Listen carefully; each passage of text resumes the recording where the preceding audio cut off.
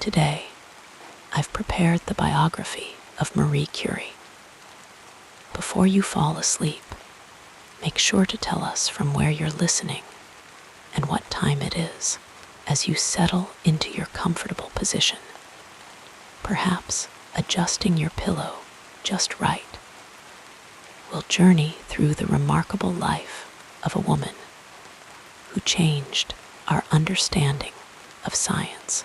Her story flows like a gentle stream of discovery and perseverance. Now, calm down and listen to the story while falling asleep. Let your breathing become slow and steady as we explore Marie's world together. Feel the weight of the day gradually lifting from your shoulders. I'm wishing you a cozy and comfortable night, wrapped in the warm embrace of history and dreams. In the gentle glow of a Warsaw evening, in the late autumn of 1867, a baby girl named Maria Skłodowska entered the world.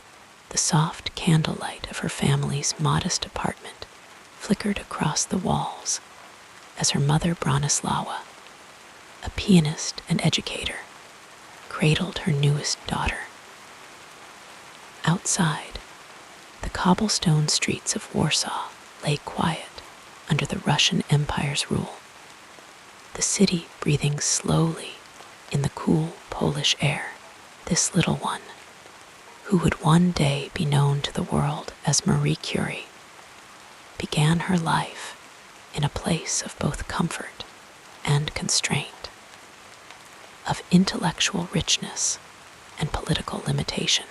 The Skłodowski home was a haven of learning and curiosity. Maria's father, W. Ladislaw, was a mathematics and physics teacher who filled their home with scientific instruments and books. Imagine the small Maria, with curious eyes and attentive ears, watching as her father explained the workings of barometers and meteorological tools that he kept in their home.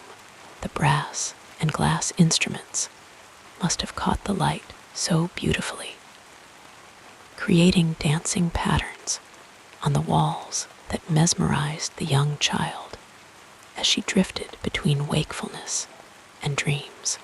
Maria was the youngest of 5 children, coming after her sisters Sophia and Bronislawa and her brother Joseph. The Skłodowski siblings moved through their apartment like gentle planets in orbit around the sun of their parents' guidance. Their mother, before Maria was even born, had already sacrificed her position as a headmistress to focus on raising her children, bringing her refined sensibilities and love of education into their daily lives. The rhythms of the Skłodowski household were peaceful but purposeful. Each evening, their father would read literature aloud to the children, Polish poetry, classics from around the world, scientific texts that might have seemed beyond young minds, but which planted seeds of wonder that would grow throughout their lives. Maria would curl up, perhaps with her head resting on her sister Bronislawa's shoulder, letting the words wash over her like warm waves, carrying her imagination to distant shores of possibility.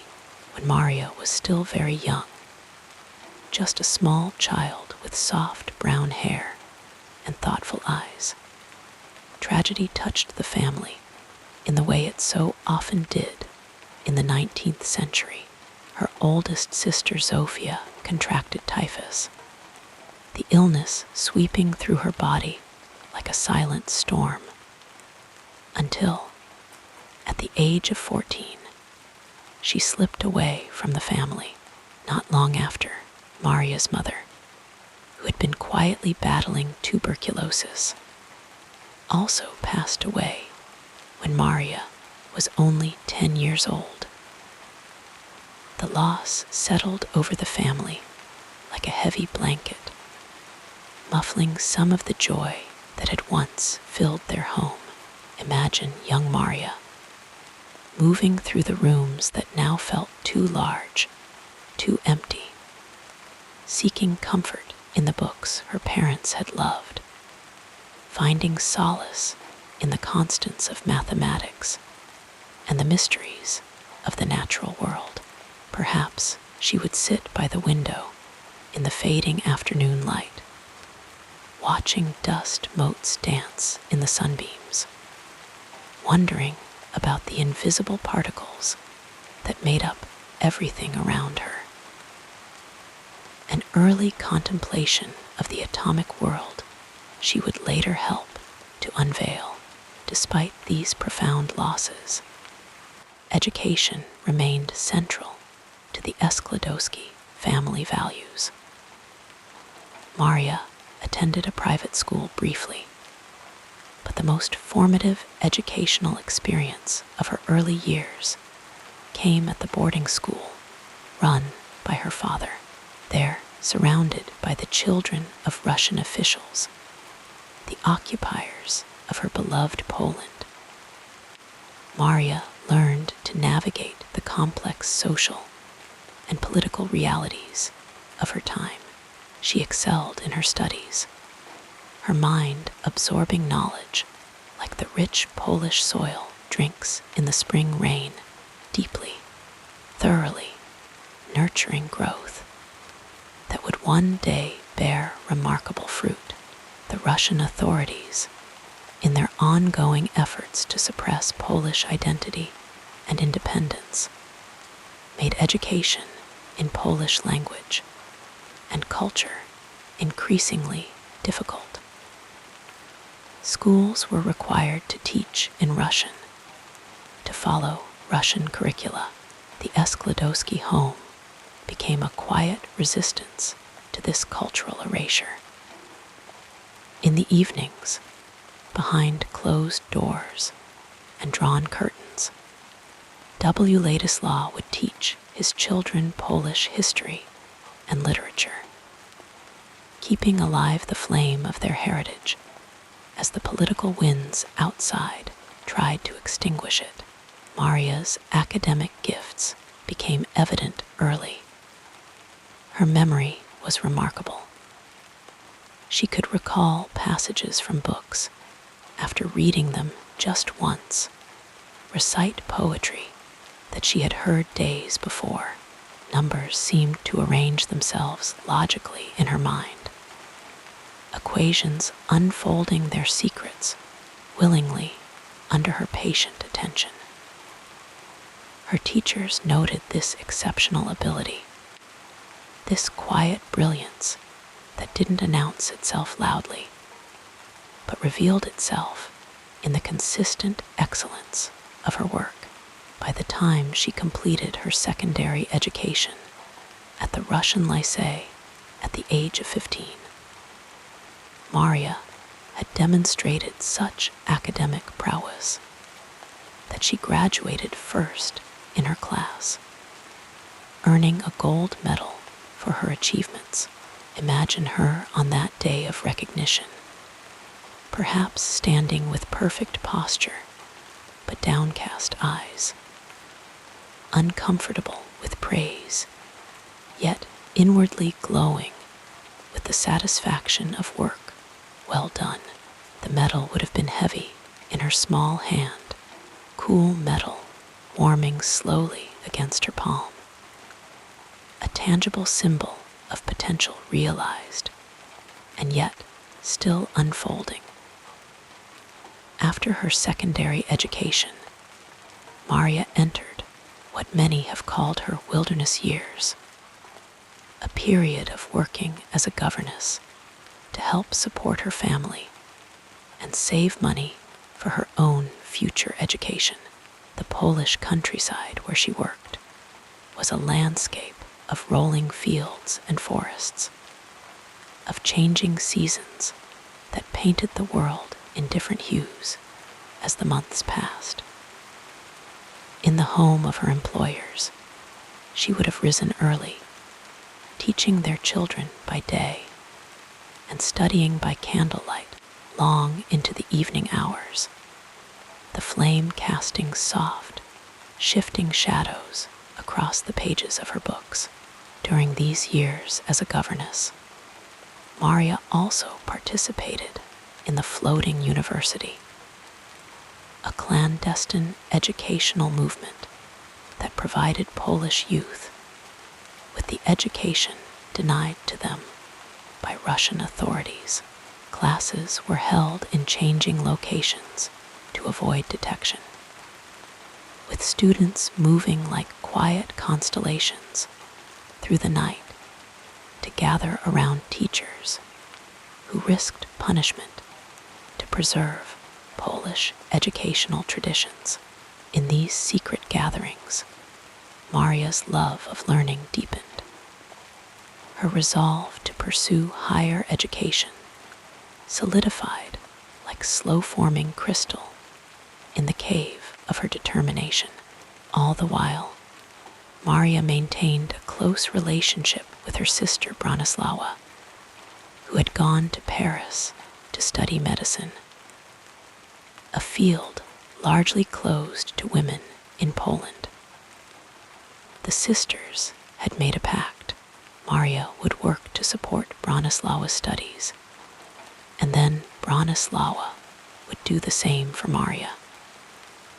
Their letters traveled across Europe, carrying words of encouragement, descriptions of daily life, dreams of scientific discovery, and the steady pulse of sisterly love that transcended distance.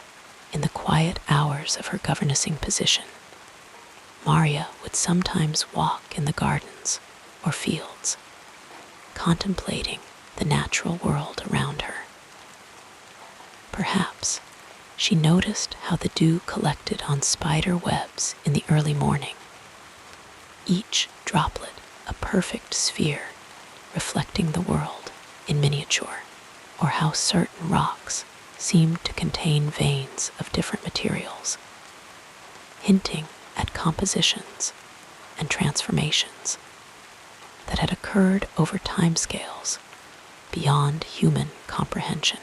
These observations, though not formal scientific study, were preparing her mind for the patient, meticulous work of observation that would characterize her later research.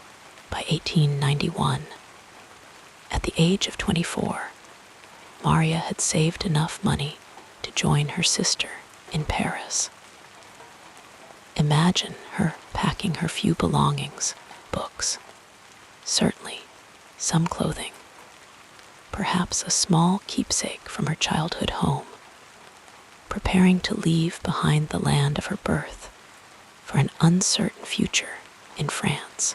The journey would have been long, the train wheels creating a rhythmic backdrop to her thoughts, as the landscape of Eastern Europe gave way to the fields and towns of Germany, and then France.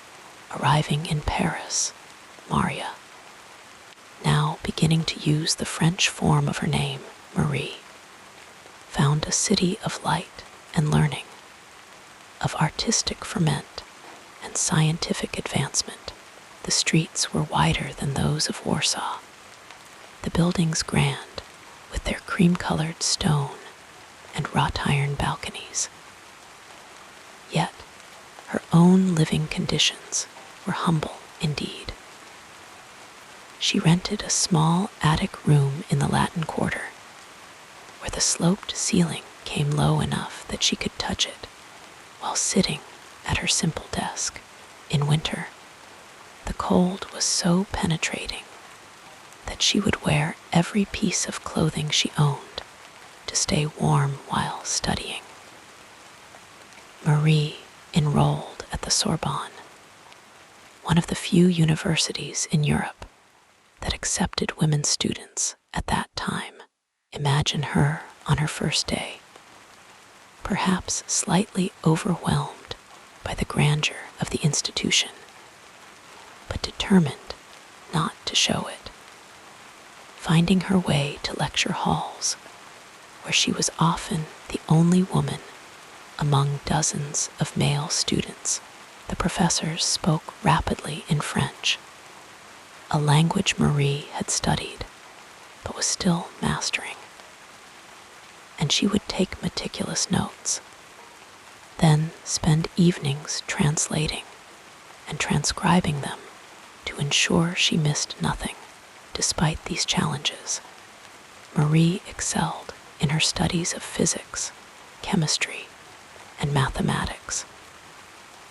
She lived on the barest necessities, sometimes subsisting on little more than bread and tea, occasionally growing faint from hunger during long hours of study. Yet there was a quiet joy in this ascetic existence, a sense of purpose that sustained her through the material deprivations. Her mind was being nourished, her scientific understanding deepening with each lecture, each experiment, each night spent working through complex problems by the light of a single candle to save on expenses. During her studies, Marie formed few close friendships. She was reserved by nature, focused intently on her work, and perhaps still carrying the cultural differences of her Polish upbringing. But in 1894, she was introduced to a French physicist named Pierre Curie. Their meeting was arranged by a Polish physicist who thought Pierre might be able to provide Marie with laboratory space for her work. What began as a professional connection soon revealed itself as something deeper, a recognition between two souls who shared not just a passion for science, but a similar approach to life, serious, dedicated, uninterested in fame or material wealth, committed to understanding the hidden structures of the physical world. Pierre, with his dreamer's eyes and gentle manner, his tall frame slightly stooped from hours bent over experimental apparatus, found in Marie an intellect that matched his own. Marie, with her practical determination and quiet intensity, recognized in Pierre a kindred scientific spirit and a man unlike others she had known, one who respected her mind completely and saw in her not just a woman, but a fellow explorer of nature's mysteries. Their courtship was as unconventional as their later scientific partnership would be. They spoke of physics, took long walks discussing scientific problems, gradually revealing to each other their hopes not just for discovery, but for a life lived in dedication to truth. When Pierre proposed marriage, Marie initially declined, thinking she would return to Poland after her studies. But the pull of both love and scientific opportunity in Paris proved stronger than the call of her homeland. They were married in July 1895 in a simple ceremony that reflected their shared values of modesty and practicality. Marie wore a dark blue outfit that she selected not for the wedding alone, but as practical attire she could wear in the laboratory afterward. Their honeymoon was a bicycle tour of the French countryside, the newlyweds pedaling along country roads, stopping to rest in the shade of ancient trees, or beside streams that flowed with the same timeless patience they would bring to their scientific investigations.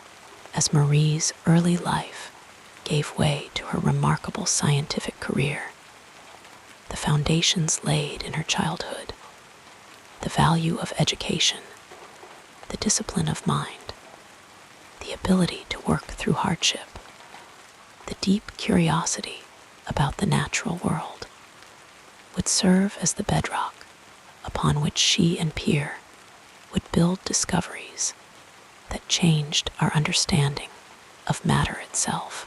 But that is a story for another evening, to be told as you drift further into the peaceful realm between wakefulness and dreams, where perhaps atoms glow and elements reveal their secrets in the gentle landscape of near sleep.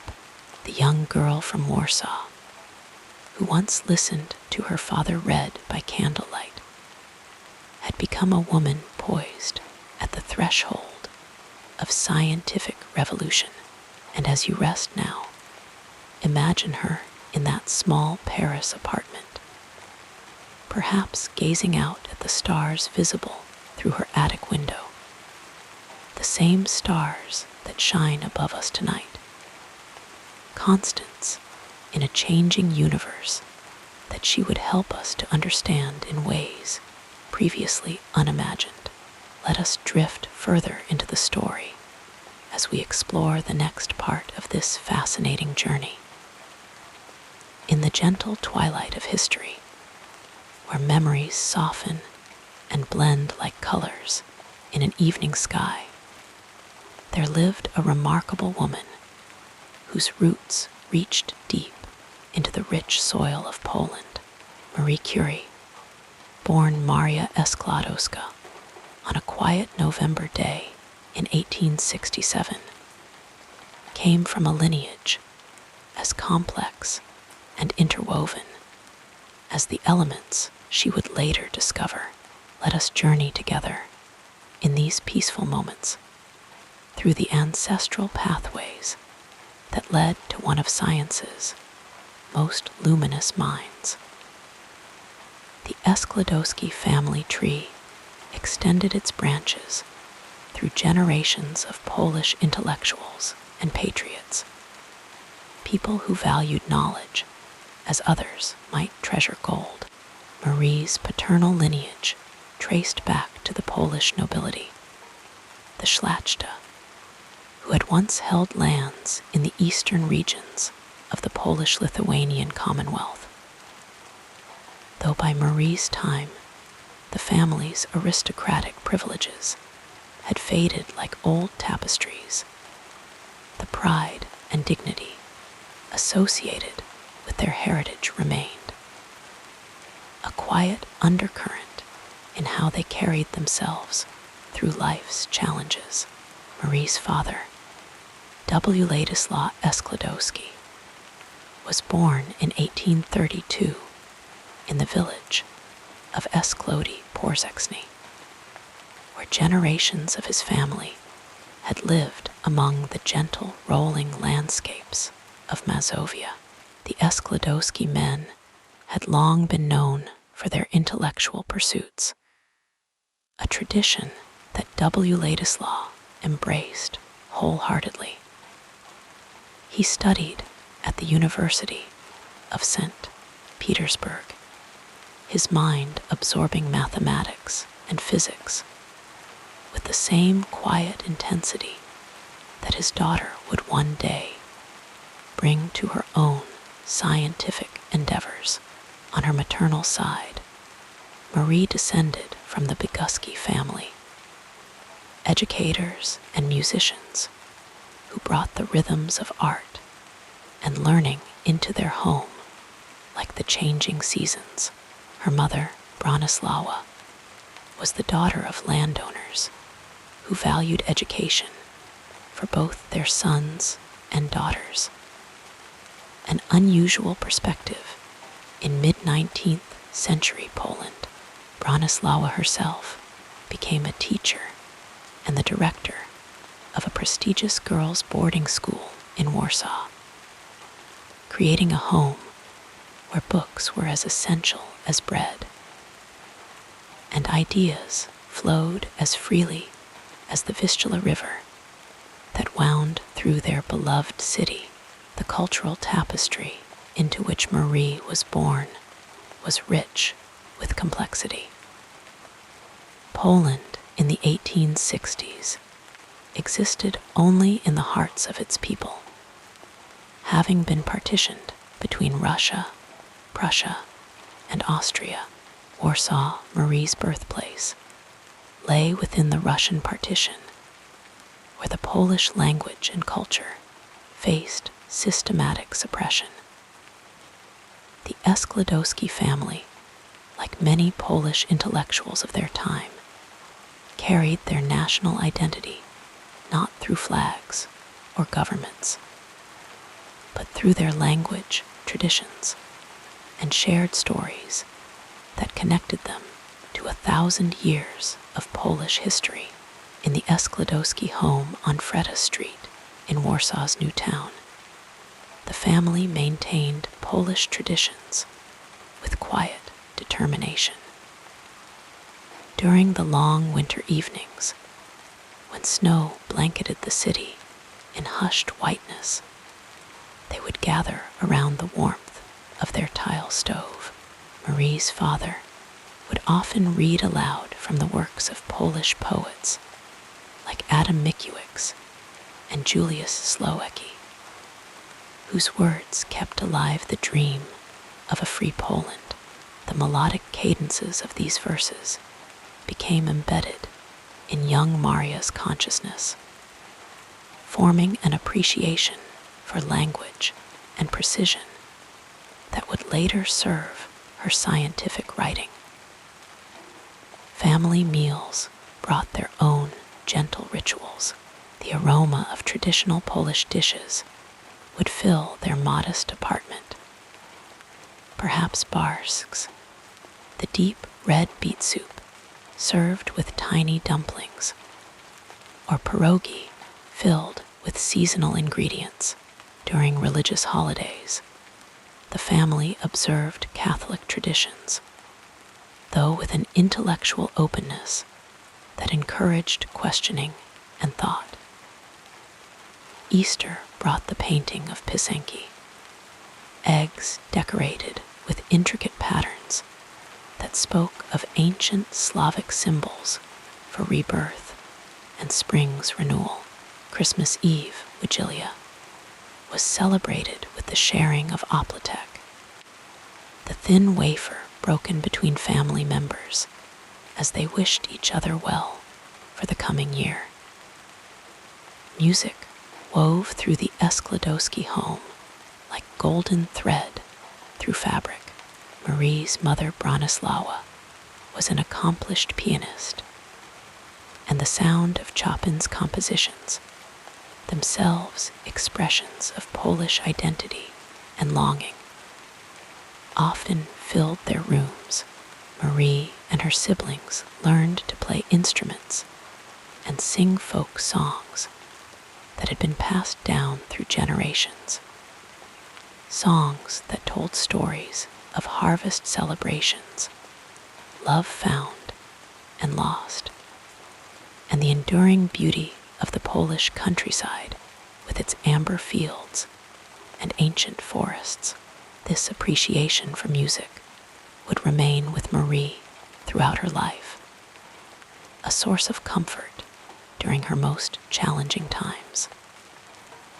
Even in her Paris laboratory years later, colleagues would sometimes hear her humming Polish folk melodies as she worked with radioactive materials, the tunes connecting her to distant childhood memories, even as she pushed forward the boundaries of scientific knowledge.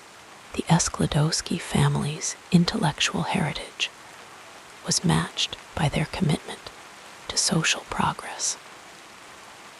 Marie's ancestors included participants in the Polish national uprisings against foreign rule, idealists who believed in education as the path to a better future.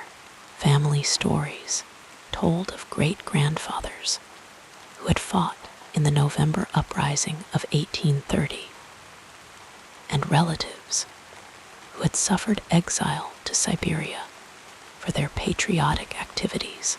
These narratives of courage and principle became part of Marie's understanding of what it meant to persevere against overwhelming odds. Her father, W. Ladislaw, embodied this family tradition of intellectual resistance.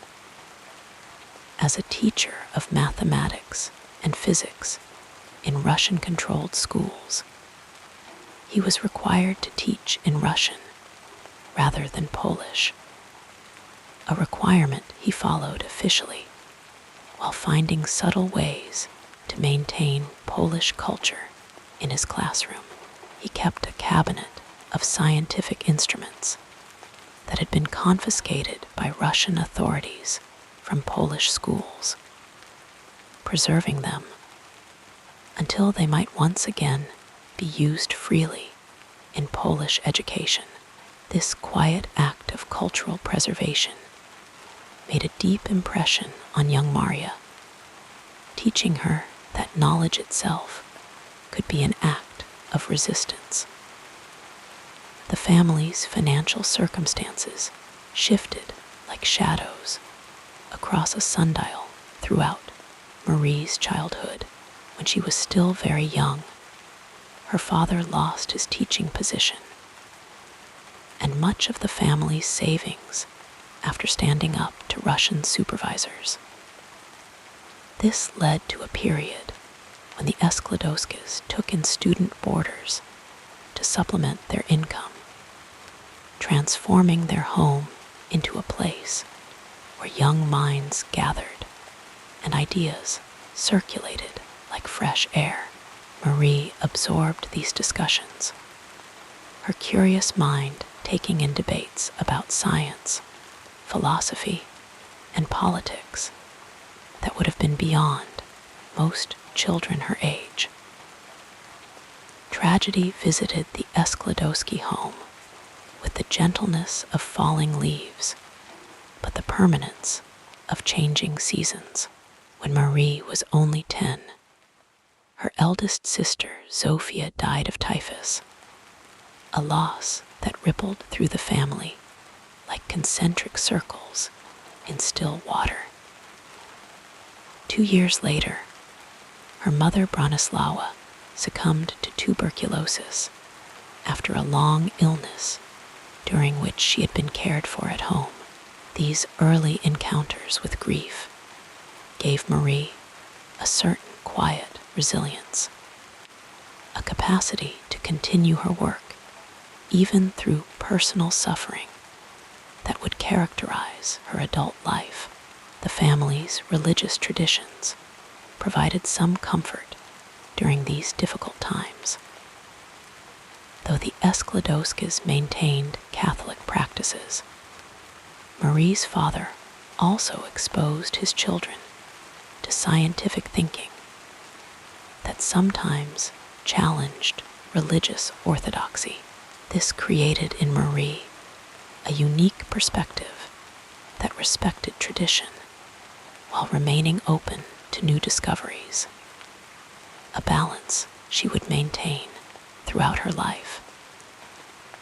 As Marie grew into adolescence, her family encouraged her remarkable intellectual gifts. There exists a beautiful family story about how her father would pose mathematical problems for his children at the dinner table, and how young Maria would solve them with a speed and insight that amazed even him. These moments of familial pride and intellectual bonding formed a foundation for Marie's belief in her own abilities, a quiet confidence that would sustain her through future challenges in the male-dominated scientific community. The Skłodowski family valued education for daughters as well as sons, an attitude that set them apart in 19th century society. Marie's older sister, Bronislawa, dreamed of becoming a doctor, while Marie herself showed extraordinary aptitude in mathematics and sciences. The sisters made a remarkable pact. Marie would work as a governess to support Bronislawa's medical studies in Paris, and then Bronislawa would do the same for Marie. This agreement, born from familial loyalty and shared dreams, would eventually lead Marie to Paris and her scientific destiny. Before leaving Poland, Marie participated in the Flying University, a secret educational network where Polish youth could study their national literature, history, and sciences in their own language, defying Russian prohibitions. These clandestine gatherings, often held in changing locations to avoid detection, connected Marie to a community of young intellectuals committed to preserving Polish culture and advancing knowledge despite political oppression. The experience deepened her understanding of education as both a personal journey and a collective responsibility. When Marie finally arrived in Paris in 1891, she carried with her not just personal ambitions, but the weight of family expectations and cultural heritage. She lived simply, often sacrificing meals to purchase books, her frugality reflecting both necessity and the values instilled by her family. In letters home, she described her studies at the Sorbonne with excitement, but also reassured her family that she remained connected to her Polish roots, reading Polish literature in her rare moments of leisure. The cultural adjustment from Warsaw to Paris was significant, like moving from a familiar melody to an entirely new composition. Yet Marie found that her family's emphasis on adaptability and learning served her well. She embraced the intellectual freedom of Paris while maintaining the disciplined study habits formed in her Polish childhood. Her identity remained firmly rooted in her family heritage, even as she built a new life in France. When Marie met Pierre Curie in 1894, it was a convergence of kindred spirits. Pierre came from a family of intellectuals as well. His father had been a physician, and the Curie household valued scientific inquiry and independent thinking. Their shared family values created an immediate understanding between them, a recognition of compatible worldviews shaped by similar familial influences despite their different national origins. They were married in July 1895 in a simple ceremony that reflected their shared values of modesty and practicality. Marie wore a dark blue outfit that she selected not for the wedding alone, but as practical attire she could wear in the laboratory afterward. Their honeymoon was a bicycle tour of the French countryside, the newlyweds pedaling along country roads, stopping to rest in the shade of ancient trees or beside streams that flowed with the same timeless patience they would bring to their scientific investigations.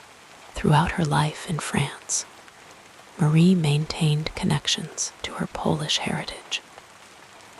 She taught her daughters the Polish language and stories, ensuring that the cultural threads that had shaped her own childhood would continue into the next generation. She named her first daughter Iron, but gave her the middle name Joliet, a nod to Polish naming traditions. Her second daughter was named Eve, simpler but no less meaningful, representing perhaps a new beginning. Marie never forgot her roots, returning to Poland when possible and supporting Polish students and scientists.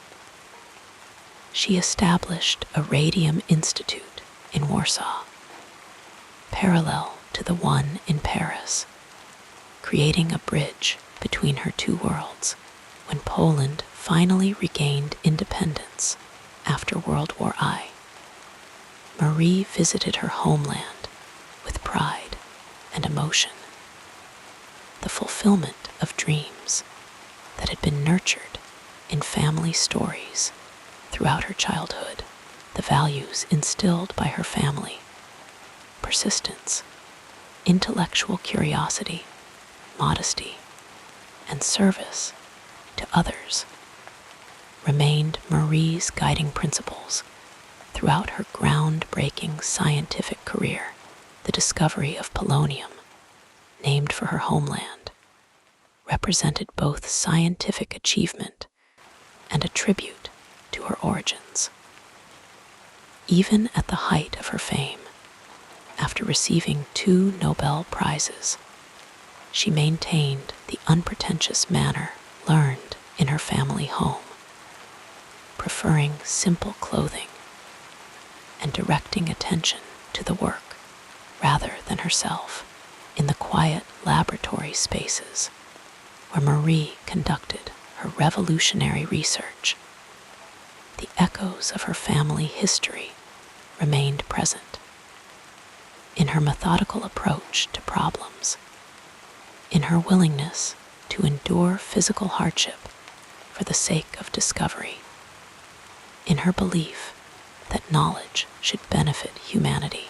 The radiation that glowed mysteriously in her laboratory had its parallel in the luminous heritage that had shaped her character and guided her choices. The peaceful narrative of this life continues as we turn our attention to what happened next in the heart of Warsaw, under the shadow of Russian imperial rule.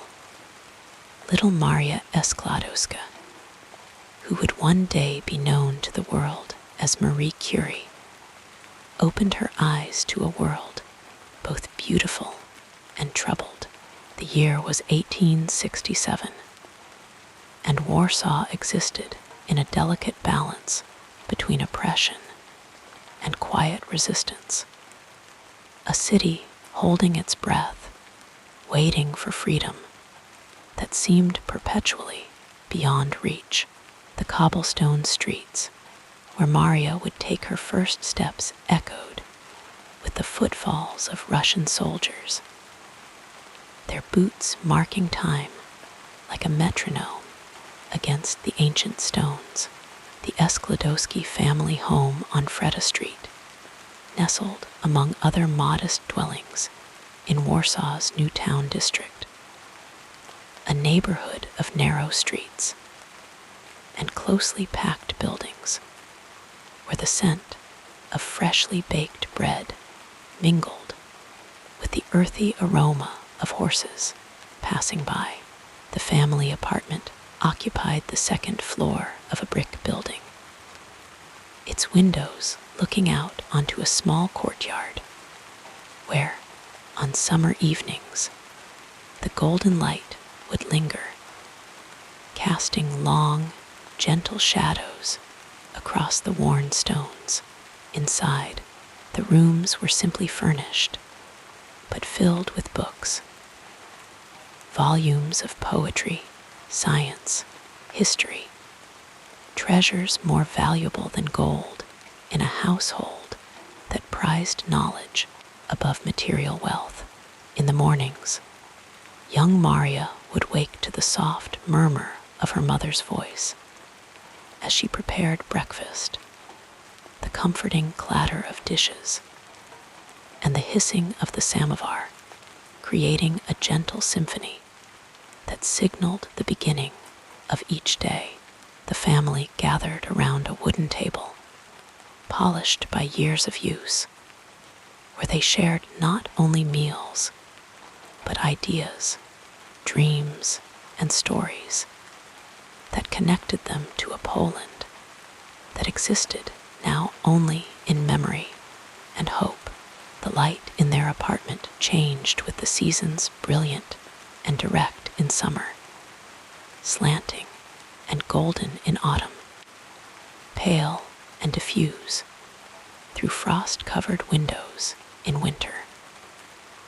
Maria learned to read by this light, her small fingers tracing the letters in books held close to the window, absorbing knowledge as eagerly as the plants on the windowsill absorbed the sunlight. Outside, Warsaw unfolded around her like a living picture book. The Vistula River flowed nearby, a silver ribbon threading through the city, carrying boats laden with goods.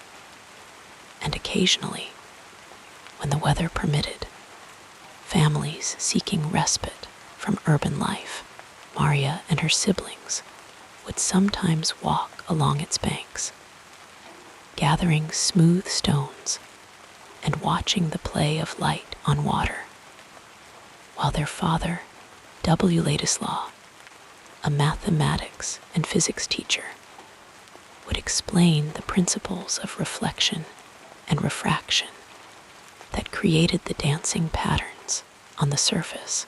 The rhythm of the Skłodowski household followed the academic calendar, as both parents were educators. Their father's position at a Russian-controlled gymnasium meant navigating the complex politics of occupation, teaching required subjects in Russian, while quietly nurturing Polish identity at home. This duality created an atmosphere of intellectual resistance that shaped Maria's developing mind. Learning became not merely an activity, but an act of patriotic devotion. The sounds of the household blended with those of the neighborhood, the distant bells of St. John's Cathedral marking the hours, the clip-clop of horse-drawn carriages on cobblestones, the calls of street vendors selling seasonal fruits and vegetables, the whispered conversations in Polish that fell silent when Russian officials passed by. In winter, the crunch of snow underfoot and the muffled quality of sound in the frost-laden air transformed the familiar streets into a hushed wonderland. The Skłodowski home was filled with music as well as books. Maria's mother, Bronislawa, played the piano in the evenings, her fingers coaxing melodies from the keys that spoke of Poland's cultural heritage. Chopin's nocturnes and mazurkas flowing through the rooms like a gentle current, carrying the children's imaginations to places beyond their circumscribed world. Sometimes their father would join in with his violin, and the family would gather to sing Polish folk songs, their voices blending in harmonies that celebrated a national identity that the Russian authorities sought to erase. The textures of Maria's childhood were rich and varied. The smooth pages of beloved books, the rough wool of winter clothing, the cool surface of scientific instruments in her father's collection. The silky petals of flowers gathered during rare family outings to the countryside. Her father's small physics cabinet, where he kept instruments for demonstrations, became a place of wonder for young Maria, who would watch, mesmerized, as he explained the principles that governed the natural world. The fragrance of her mother's cooking, hearty soups simmering on the stove, the yeasty aroma of baking bread, the sweet scent of preserves being prepared for winter, created a sensory backdrop to family life. These domestic rhythms would be disrupted all too soon, as tragedy began to reshape the Skłodowski family landscape. When Maria was only 10, her mother succumbed to tuberculosis after years of suffering. The apartment that had been filled with music and learning grew quieter. The absence of Bronislawa's presence as tangible as the furniture she had arranged, the books she had read aloud, the piano that now stood silent. The light seemed to change in the rooms, shadows lengthening even on bright days as the family adjusted to their new reality. The neighborhood continued its life around them, merchants opening their shops at dawn, children playing in courtyards, the seasonal rhythms of urban life unfolding. But for the Skłodowski children, the world had irrevocably changed. Their father did his best to maintain the intellectual atmosphere that had characterized their home, reading to them in the evenings by lamplight. The soft glow illuminating pages of Polish literature, forbidden in schools. Warsaw itself was a city of contrasts that impressed themselves deeply on Maria's developing consciousness. Grand buildings housed Russian administrative offices, while Polish families lived in increasingly strained circumstances, as policies designed to suppress Polish culture and identity took their toll. The city's parks provided green respite from urban confines. Saxon Garden, with its manicured paths and classical statuary. Lazienki Park, with its palace on the water, where, on Sundays, families might stroll, momentarily setting aside the weight of occupation.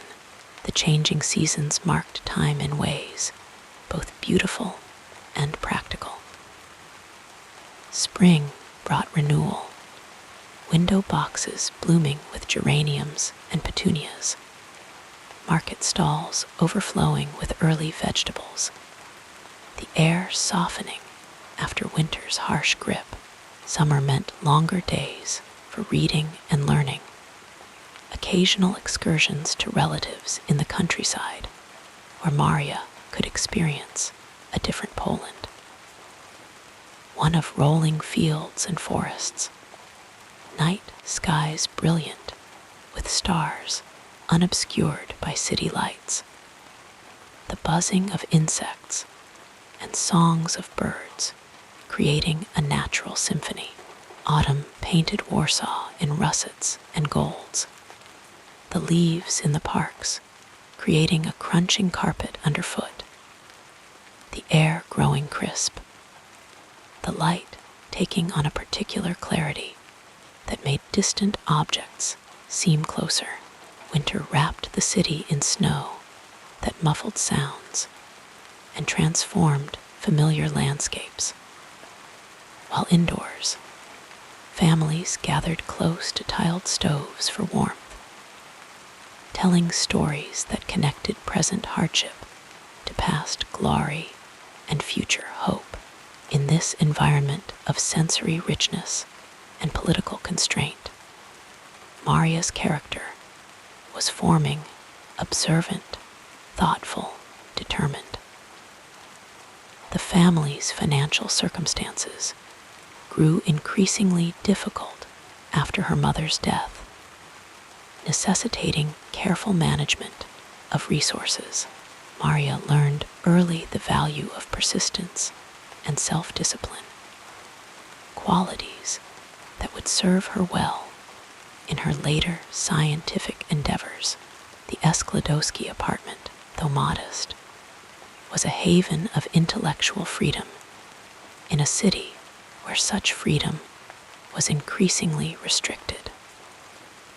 Books lined the walls, Polish classics hidden behind innocuous covers, scientific texts that opened windows to understanding the physical world, volumes of poetry that preserved the beauty of the Polish language when its public use was curtailed. Maria absorbed this atmosphere of reverence for knowledge, developing a hunger for understanding that would propel her beyond the limitations imposed by circumstance. The social environment of Warsaw under Russian rule created a complex web of relationships and alliances. Families like the Skłodowskis, educated and patriotic, maintained networks of friendship with others who shared their values. Gathering discreetly for discussions of literature, science, and politics, young Maria observed these adult interactions, absorbing not only the content of conversations, but the courage required to maintain cultural identity under pressure. School provided another formative influence, though one fraught with tension. Maria attended a Russian-controlled gymnasium where instruction was in Russian. Polish history was distorted or omitted entirely, and students were forbidden to speak their native language. The classroom atmosphere was rigid and authoritarian, designed to create compliant subjects rather than independent thinkers. Yet, even in this environment, Maria excelled. Her natural intelligence and disciplined study habits earning her recognition, despite the system's biases. The contrast between school and home could not have been more stark. From the enforced conformity and silence of the classroom to the rich intellectual exchange of family discussions, this duality taught Maria to navigate different worlds, to present one face to authority while preserving her true self intact, a skill that would later help her succeed in the male-dominated scientific establishment of France.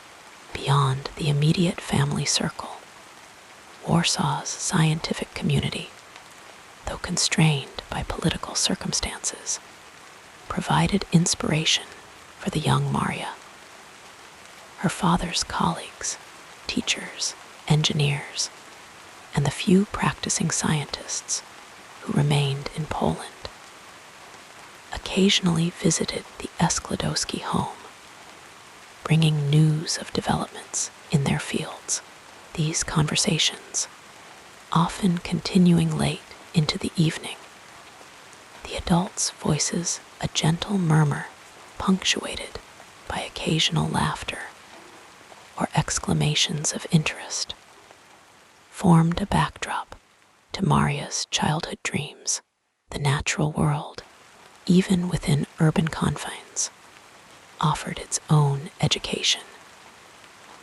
The changing patterns of clouds across the sky, the behavior of light through her father's prism, the properties of materials encountered in daily life, all became subjects for observation and questions. Maria developed the habit of careful attention that would later characterize her scientific work, finding wonder in phenomena others might overlook. As Maria grew older, the family's financial situation necessitated practical decisions. Higher education for women was not available in Russian-controlled Poland, and the family lacked resources to send all the children abroad for study. Maria and her sister Bronislawa formed a pact. Each would work to support the other's education in turn. This arrangement led to Maria's years as a governess in the Polish countryside, living with wealthy families, teaching their children while saving her modest earnings. These years away from Warsaw provided a different perspective on Polish life. The rural estates where she worked followed rhythms dictated by agricultural cycles rather than urban schedules. Dawn came with roosters crowing and farm workers beginning their day. Evenings brought the deep silence of countryside nights, broken only by the occasional barking of dogs or hooting of owls.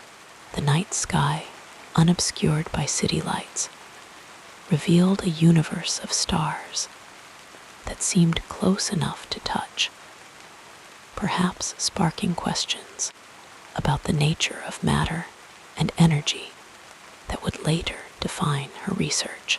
The homes where Maria lived as a governess offered material comforts her family could not afford: spacious rooms, abundant food, gardens designed for pleasure rather than necessity. Yet these advantages came with constraints of their own, as she occupied an ambiguous social position. Neither family member nor servant respected for her education, but reminded of her dependent status. These experiences deepened her understanding of social structures and perhaps strengthened her determination to create an independent life through education and work. Throughout these formative years, whether in Warsaw or the countryside, Maria carried within her the values instilled by her family: the importance of learning, the dignity of work, the love of Poland, and the belief that knowledge should serve humanity. The physical environments of her childhood, the book-lined apartment, the city streets under foreign control, the classrooms where Russian was mandatory, the rural estates where she taught, all contributed to shaping a character of remarkable resilience and purpose. The sensory memories of childhood would remain with her even as she traveled far from Warsaw. The particular quality of light through Warsaw windows, the sounds of Polish spoken in hushed tones, the texture of book pages turned by lamplight, the fragrance of her mother's kitchen. These memories formed a foundation that supported her through years of rigorous study in Paris. Through the demanding physical labor of her research, through personal loss and professional triumph, when Marie Curie, now internationally renowned, established a radium institute in Warsaw parallel to her Paris laboratory, she was completing a circle, bringing back to the city of her birth the knowledge and resources gained through her life's work. The little girl who had walked the constrained streets of occupied Warsaw had transformed not only her own life, but our understanding of the physical world.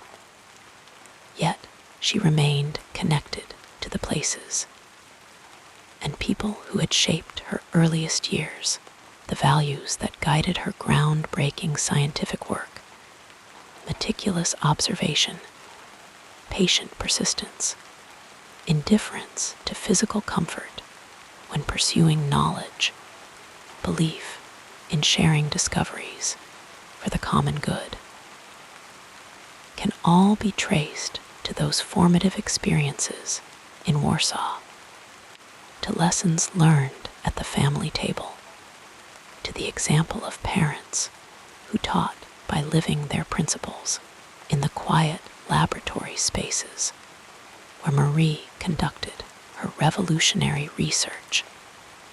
Amid the mysterious glow of radioactive materials, the luminous heritage of her childhood continued to light her path.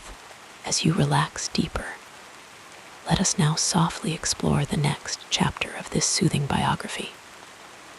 The sensory memories of childhood would remain with her even as she traveled far from Warsaw. The particular quality of light through Warsaw windows, the sounds of Polish spoken in hushed tones, the texture of book pages turned by lamplight, the fragrance of her mother's kitchen. These memories formed a foundation that supported her through years of rigorous study in Paris.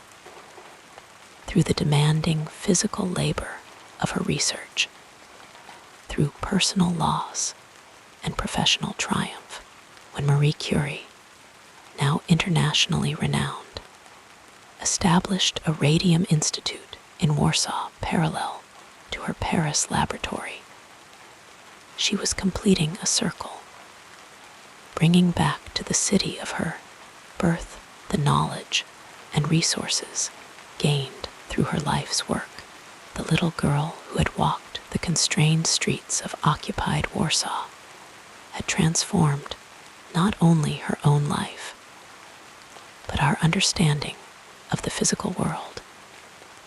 Yet she remained connected to the places and people who had shaped her earliest years, the values that guided her groundbreaking scientific work: meticulous observation, patient persistence, indifference to physical comfort when pursuing knowledge, belief in sharing discoveries for the common good, can all be traced to those formative experiences in Warsaw, to lessons learned at the family table, to the example of parents who taught by living their principles in the quiet laboratory spaces where Marie conducted her revolutionary research.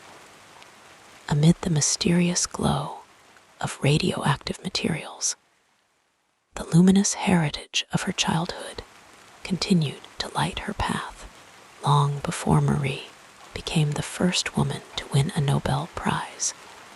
Before she discovered radium and polonium, she was simply Mania Skłodowska, a curious child with an extraordinary capacity for concentration. Her formal education began gently, like morning light gradually filling a room.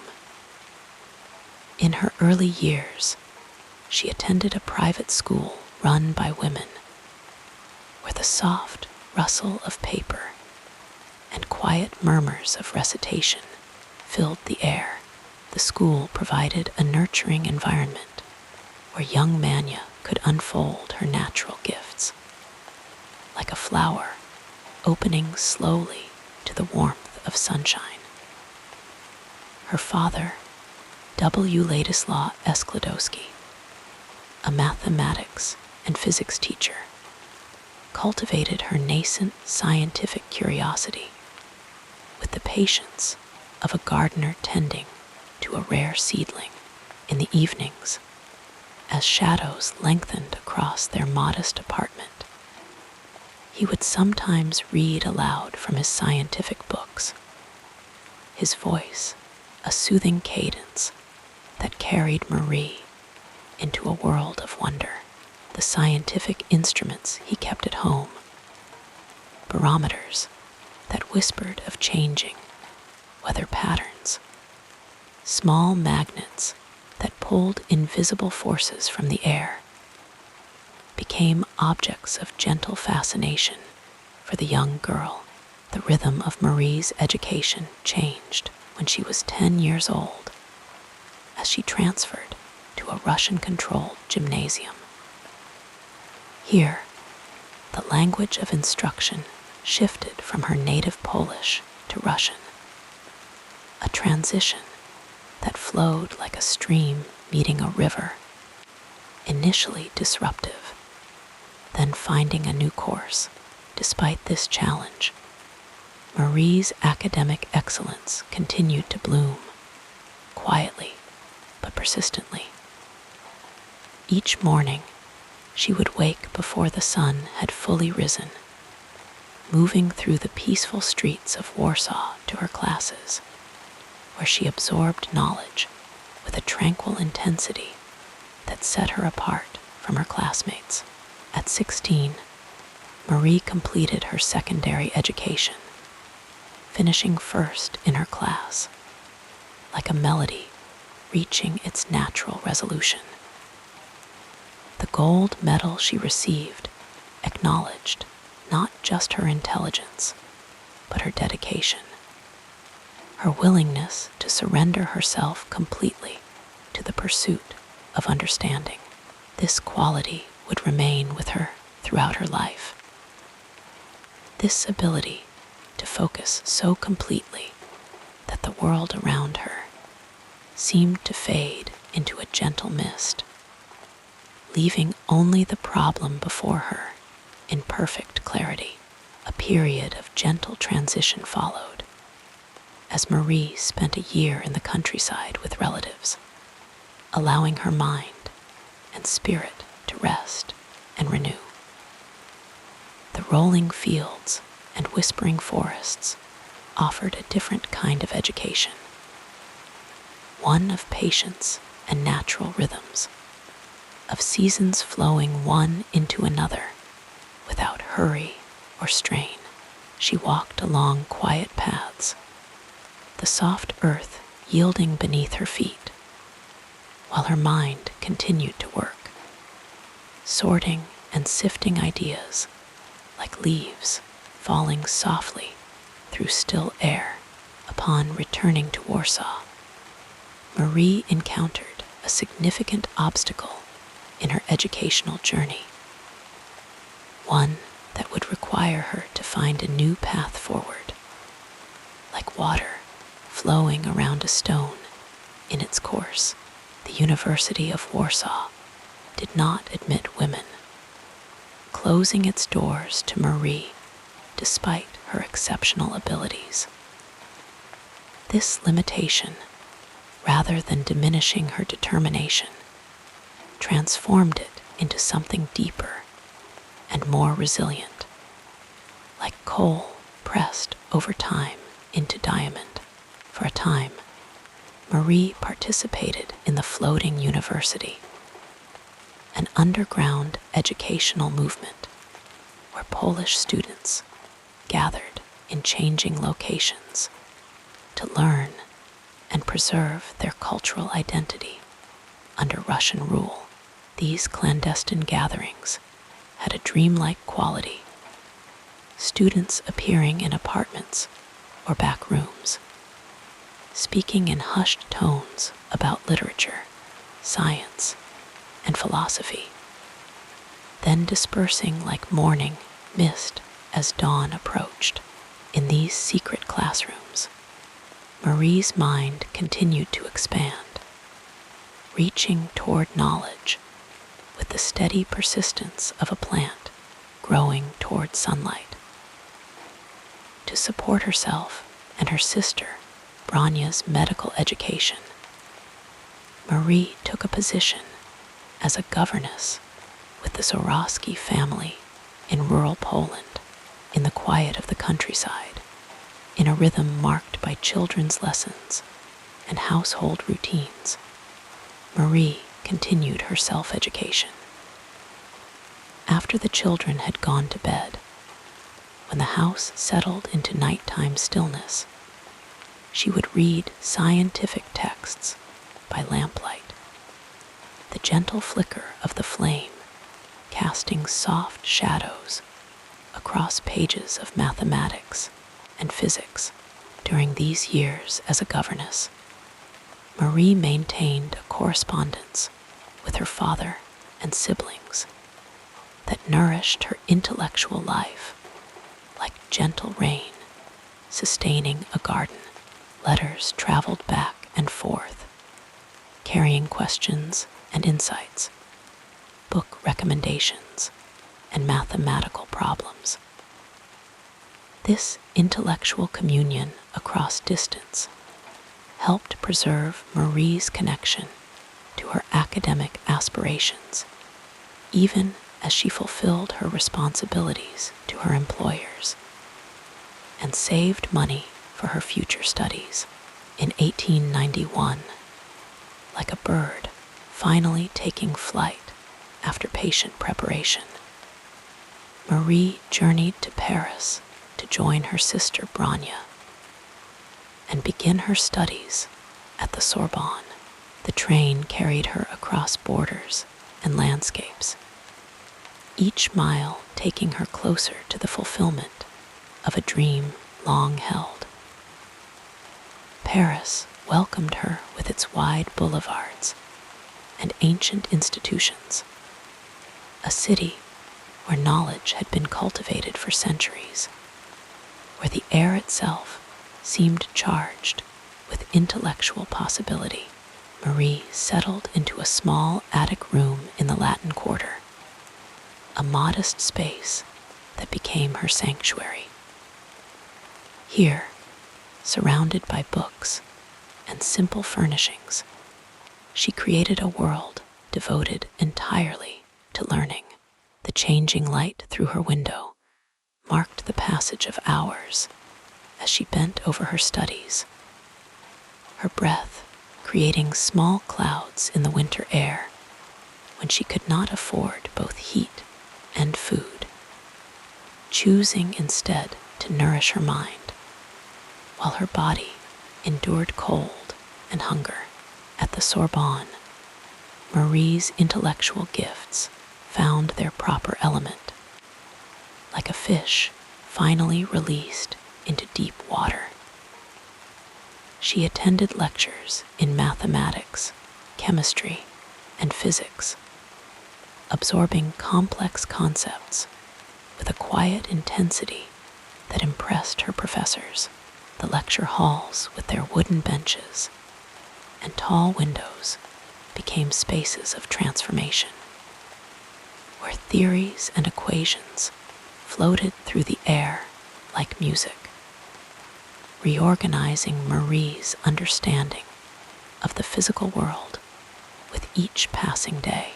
Among her professors was Gabriel Lippmann, whose work in color photography demonstrated how physics could capture and explain the visual beauty of the world.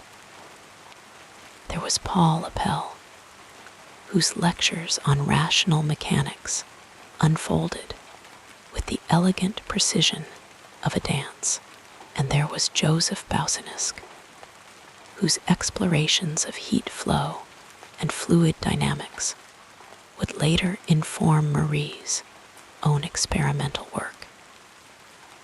These mentors recognized in the quiet Polish student an extraordinary mind, offering guidance with a light touch that allowed her natural abilities to unfold at their own pace.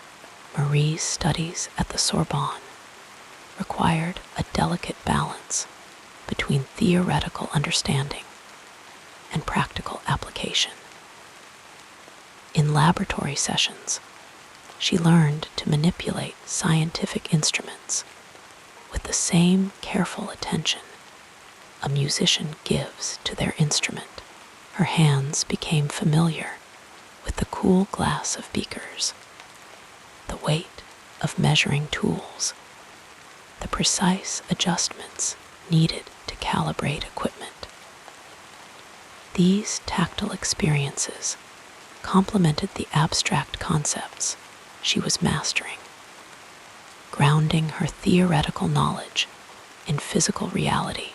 In 1893, Marie completed her master's degree in physics, finishing first in her class. The following year, she earned a second degree in mathematics. These achievements came to her not as dramatic moments of triumph, but as natural culminations of sustained effort, like fruit ripening slowly on a tree until it reaches perfect sweetness. Her excellence was acknowledged without fanfare, in keeping with her own modest nature. It was during this period that Marie met Pierre Curie, a physicist whose gentle demeanor and profound scientific insight matched her own. Their first encounters in the laboratory of Gabriel Lippmann had the quality of recognition rather than discovery. Two minds attuned to similar frequencies, naturally finding harmony together. Their conversations about physics flowed like quiet waters merging, each enriching the other's understanding without disruption or dominance. Pierre's influence on Marie's intellectual development was profound, but never imposing. He shared with her his work on crystals and magnetism, fields where he had already made significant contributions. Marie absorbed these ideas and methods, integrating them into her growing scientific perspective, like threads woven carefully into a tapestry. Together, they began to explore questions about the nature of matter and energy that would eventually lead them to their revolutionary discoveries. In 1895, Marie and Pierre were married in a simple ceremony that reflected their shared values, a commitment to truth, to science, and to each other that needed no elaborate expression. Their honeymoon was a bicycle journey through the French countryside, days spent pedaling along quiet roads, stopping to rest in fields of wildflowers, their conversations drifting from scientific theories to personal dreams, as naturally as clouds moving across the summer sky.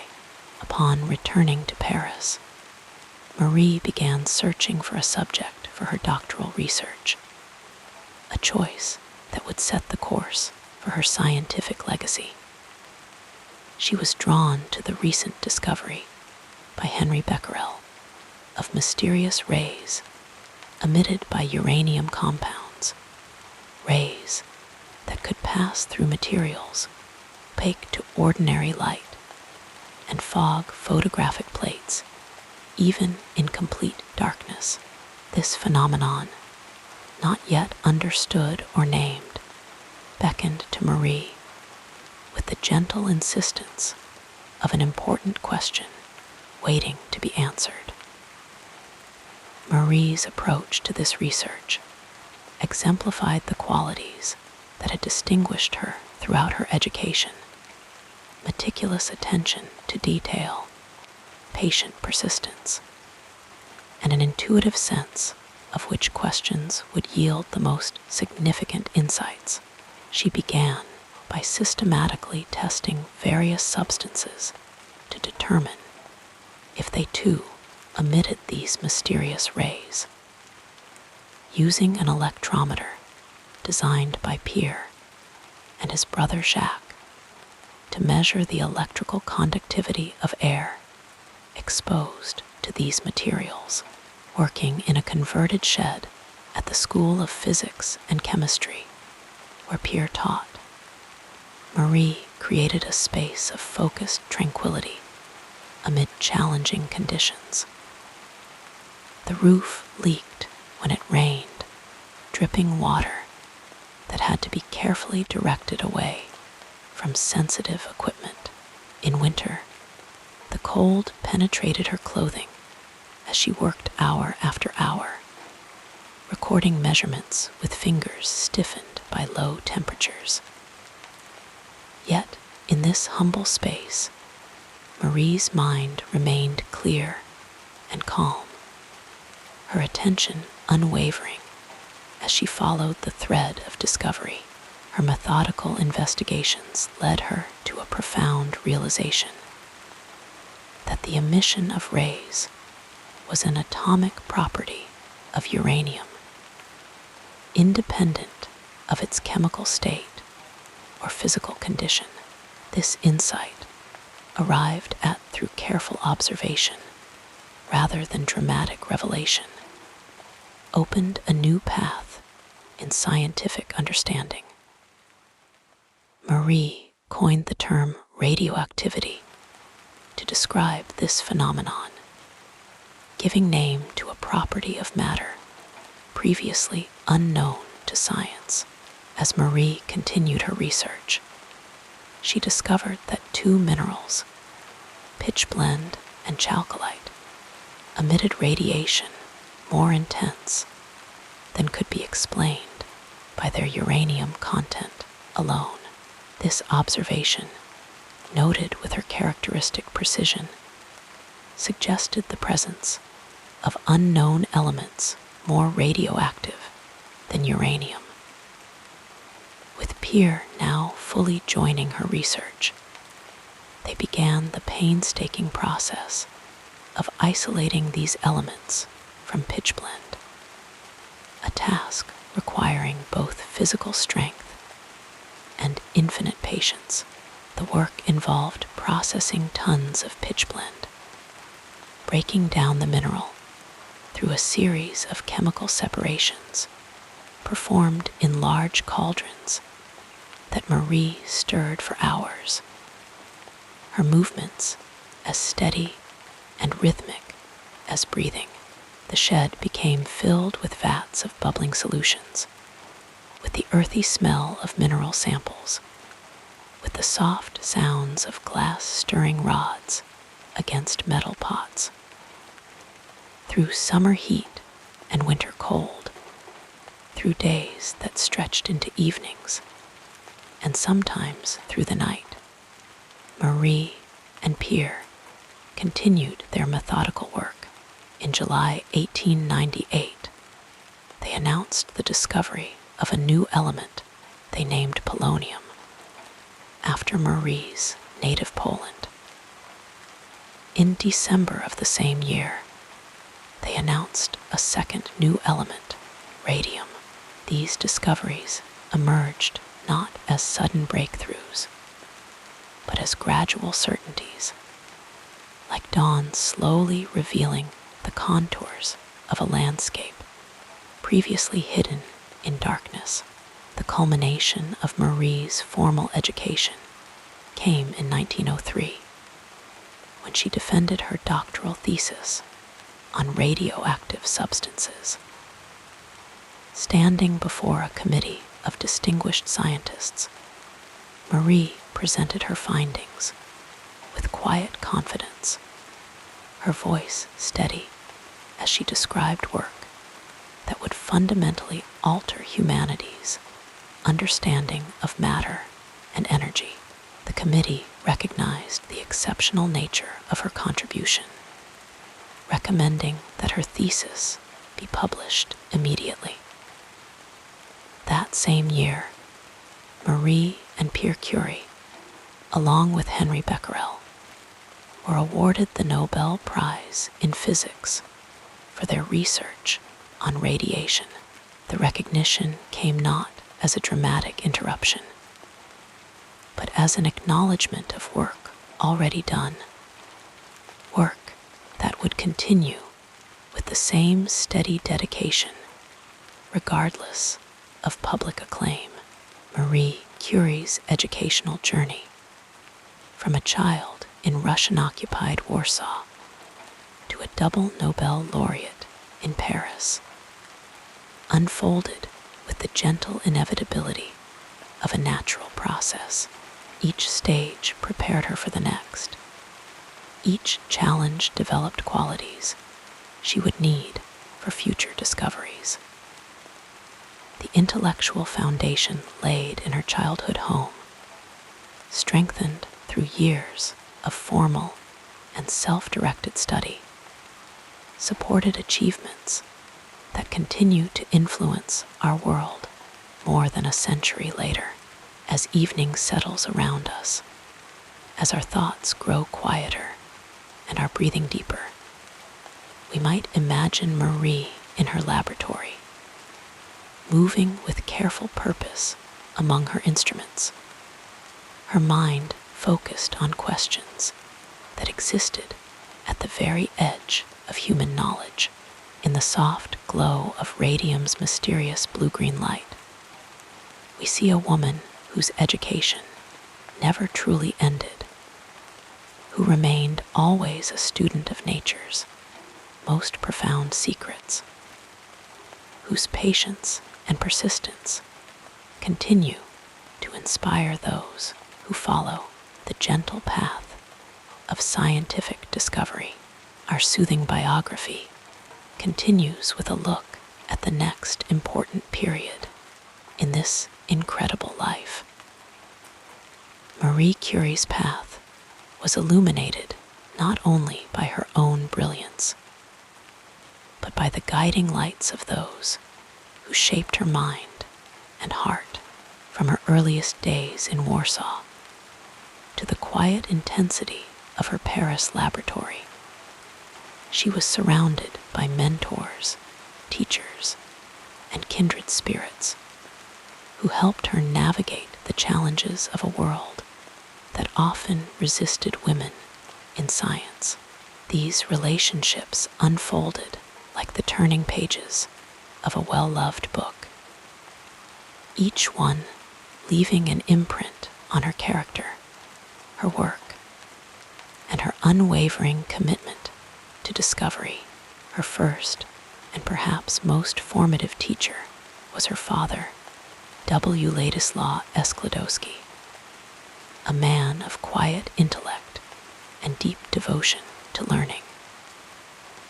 A physics and mathematics instructor himself, he filled their modest home with books, scientific instruments, and an unshakable belief in education, even under the oppressive Russian rule that banned Polish culture. When Marie was just a child, he would gather her and her siblings in the evenings, reading to them from forbidden Polish texts, whispering history and poetry as if it were a secret treasure.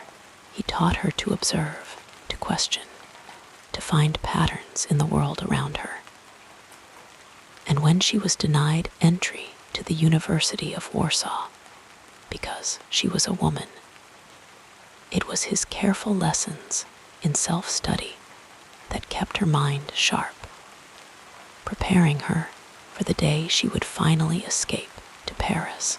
Another figure who quietly shaped her early years was her cousin Joseph Bieguski, a chemist who ran a small, clandestine laboratory in Warsaw. Known as the Flying University, this hidden space was where young Polish students, barred from formal education, gathered to study in secret. Marie would slip into the dimly lit room, watching as experiments unfolded before her, the scent of chemicals mingling with whispered discussions of physics and philosophy. Though their time together was brief, those stolen hours in the laboratory planted a seed, a quiet certainty that science was her calling, no matter the obstacles. When she finally arrived in Paris, The city embraced her with its own mentors, each one adding another layer to her growing understanding of the world. At the Sorbonne, she encountered the physicist Gabriel Lippmann, a gentle and precise man who recognized her talent and encouraged her to think beyond the confines of traditional experiments. It was in his laboratory that she first truly grasped the beauty of precision, the way meticulous measurements could reveal truths hidden in the smallest details. He did not treat her as an exception, but as a fellow scientist, something rare in an era when women were often dismissed as mere assistants. But it was Pierre Curie who became the most profound influence of all, not just as a mentor, but as a partner in every sense.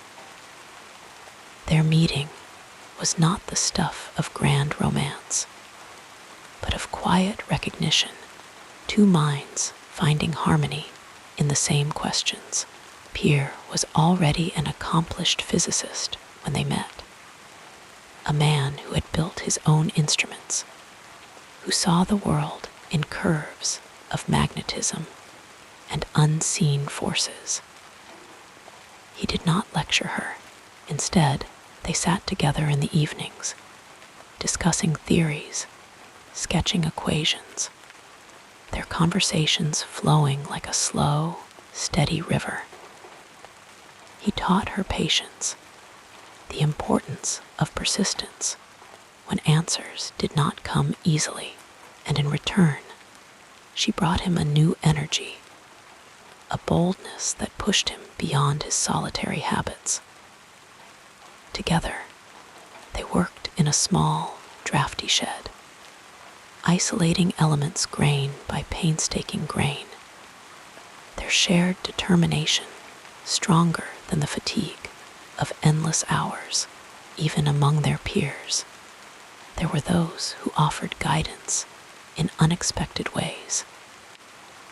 Henry Becquerel, whose discovery of spontaneous radiation first sparked Marie's curiosity, became both a colleague and a quiet supporter. Though their interactions were formal, rooted in scientific discourse, there was an unspoken respect, a recognition that she was not merely following his work, but expanding it into uncharted territory. When they stood together to accept the Nobel Prize, it was not as competitors, but as fellow travelers in the same unfolding mystery. And then there were the women who came before her, the ones whose footsteps she followed, even when the path was unclear. The physicist Hertha Ayrton, a rare female voice in British science, became a steadfast friend in later years, offering both camaraderie and counsel when the pressures of fame grew heavy. And though she never met them, Marie often spoke of the influence of earlier women in science: Emily du Châtelet, Caroline Herschel, whose struggles mirrored her own, whose perseverance proved that brilliance was not bound by gender. In the quiet of her later years, long after Pierre was gone and her own health had begun to fade, Marie still carried these influences with her. She mentored students in turn, passing on the lessons she had learned, not just of physics, but of resilience, of curiosity that refused to be extinguished. Her daughter Iron, who would later win a Nobel Prize of her own, grew up in the glow of that same dedication. Proof that the cycle of learning and inspiration never truly ends. So as we drift toward sleep, let us picture Marie not as an isolated genius, but as a woman shaped by the hands and hearts of those who believed in her. A father's quiet lessons, a cousin's hidden laboratory, a husband's unwavering partnership, each one a gentle nudge toward greatness. And in that same way, perhaps our own lives are touched by unseen guides, by voices that whisper encouragement when we need it most. The legacy of mentorship is like the faint glow of radium in the dark, persistent, enduring, lighting the way long after the first spark has faded. Let your mind float with these gentle recollections as we move forward in our story. Marie Curie's journey into the world of science began not with grand laboratories or prestigious institutions, but with quiet determination and a hunger for knowledge that could not be ignored. After leaving Poland for Paris in 1891, she arrived with little more than a fierce mind, and the savings she had carefully scraped together while working as a governess. The Sorbonne, where she enrolled to study physics and mathematics, was a world dominated by men, its hallways echoing with the voices of professors who rarely saw a woman among their students. Yet Marie moved through these spaces with quiet resolve, her focus unshaken by the sidelong glances or murmurs of skepticism. Her early days in Paris were marked by frugality and solitude. She lived in a small, unheated attic room where winter frost crept across the floorboards, and the only warmth came from the flicker of an oil lamp. But in that dim light, she buried herself in books and equations, her mind alight with the beauty of discovery. The challenges were many: financial strain, the exhaustion of balancing studies with survival, but they only sharpened her discipline. She graduated at the top of her class, a quiet triumph that went unnoticed by most, though it marked the beginning of something extraordinary. It was in those early years that she met Pierre Curie, a gentle and brilliant physicist whose quiet intensity matched her own. Their first encounter was almost accidental. A mutual friend had introduced them, thinking their shared passion for magnetism might spark a conversation, and it did.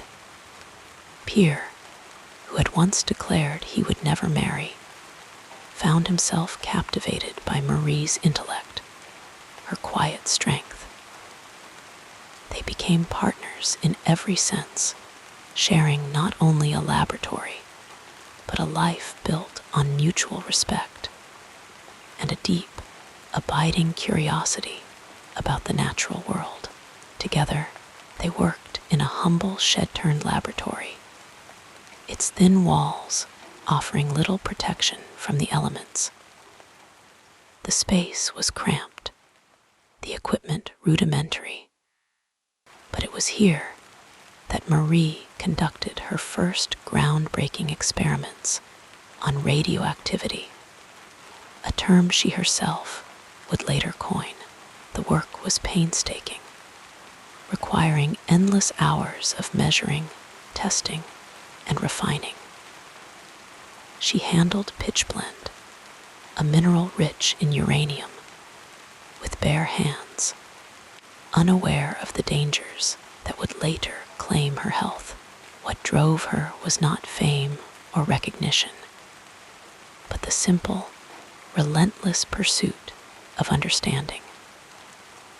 The scientific community at the time was slow to accept her findings. When she presented her early research on radioactive elements, Some dismissed her work outright, attributing her discoveries to Pierre's influence or sheer luck. But Marie was undeterred.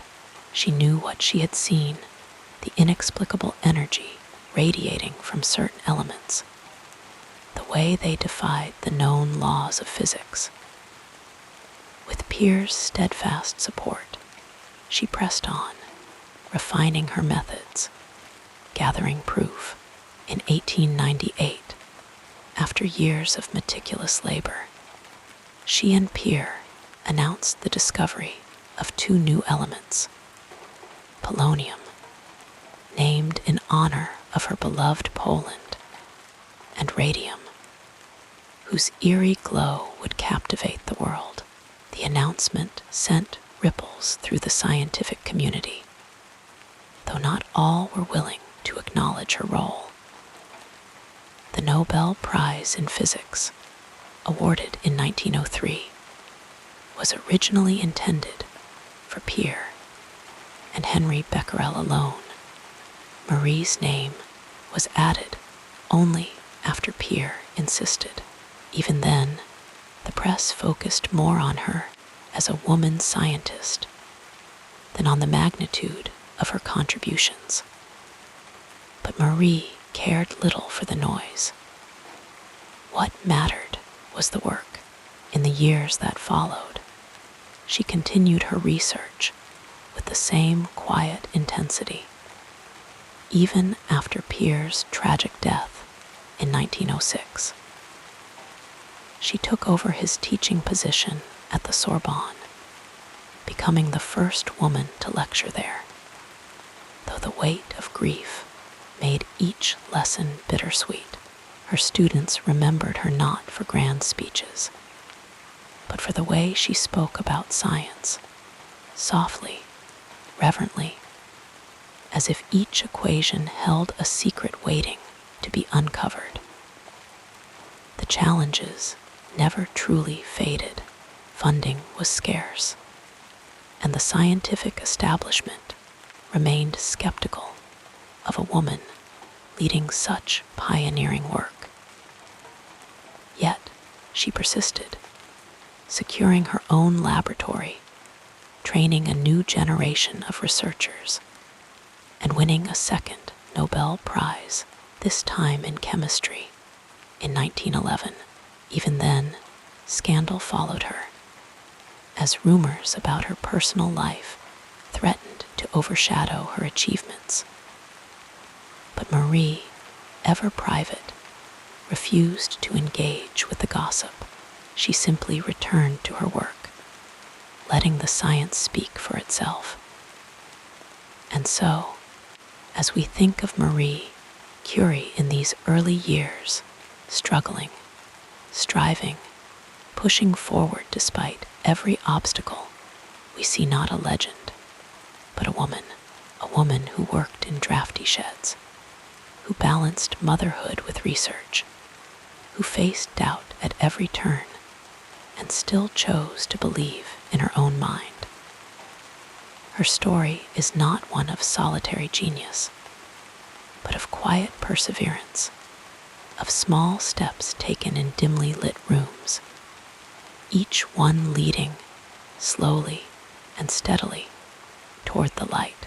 And as we drift closer to sleep, perhaps we can imagine her there, bent over her instruments in that humble laboratory, the glow of radium casting soft shadows on her face. The world outside may have been loud with doubt, but in that stillness, she found something undeniable, the truth waiting to be discovered. The quiet hum of the universe, patient and eternal, drifting like clouds across the evening sky. We now move to the next part of this calming life story. Imagine, then, the quiet rhythm of her days, the methodical, almost meditative way Marie Curie approached her work. There was no rush, no frantic urgency, only the steady accumulation of knowledge, one careful experiment at a time. In that drafty shed in Paris, where the cold seeped through the cracks in the walls and the wind whispered through the gaps in the roof, she and Pierre worked side by side. Their tools were simple: glass beakers, delicate scales, and the patience of those who know that discovery cannot be forced. At the heart of their research was a mystery: the strange, invisible energy emitted by certain minerals, a phenomenon first observed by Henry Becquerel, while others dismissed it as a curiosity. Marie saw something deeper. She wondered if this energy, this radiation, might be a property of the atoms themselves. And so, with painstaking precision, she began to test every known element, searching for the source of this mysterious glow. Her method was as thorough as it was exhausting. She would dissolve minerals in acid, separate them into their components, and measure their activity. It was slow work, requiring countless hours of stirring, filtering, and crystallizing. Some days, she processed kilos of pitchblende, a dark, heavy ore, boiling it down, isolating its elements one by one. The air in the shed would fill with the sharp tang of chemicals, the warmth of the burners fighting against the winter chill. But Marie hardly noticed the discomfort. Her mind was fixed on the patterns emerging in her notes, the faint but unmistakable signs of something new. Then, in 1898, came the breakthrough.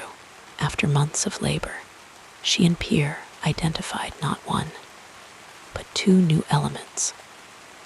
The first they named polonium, in honor of Marie's homeland. It was a discovery that defied expectation, for radium glowed with an otherworldly light, as if holding a piece of the stars within its atoms. But the work was far from over. To prove these elements existed, Marie needed to isolate them in pure form, a task that would take years. With no industrial support, she processed tons of pitchblende by hand, working in near solitude after Pierre's duties at the Sorbonne pulled him away. The shed became her world, the rhythmic clink of glassware her constant companion. Slowly, laboriously, she refined the ore, reducing it again and again, until, in 1902, she held in her hands a decigram of pure radium chloride, a luminous powder that shimmered faintly in the dark. The implications were staggering. Here was proof that atoms were not immutable, as once believed, but capable of transformation, of releasing energy in ways no one had imagined. Marie's work laid the foundation for a new understanding of matter itself, opening doors to fields like nuclear physics and medicine. And yet, for all its grandeur, the discovery was born not from sudden inspiration, but from the quiet, daily labor of a woman who refused to be hurried. Her recognition came in 1903, when she, Pierre, and Becquerel were awarded the Nobel Prize in Physics. It was a historic moment, the first time a woman had received the honor, but even then, the scientific establishment hesitated. Some suggested Pierre alone had done the real work, that Marie was merely his assistant.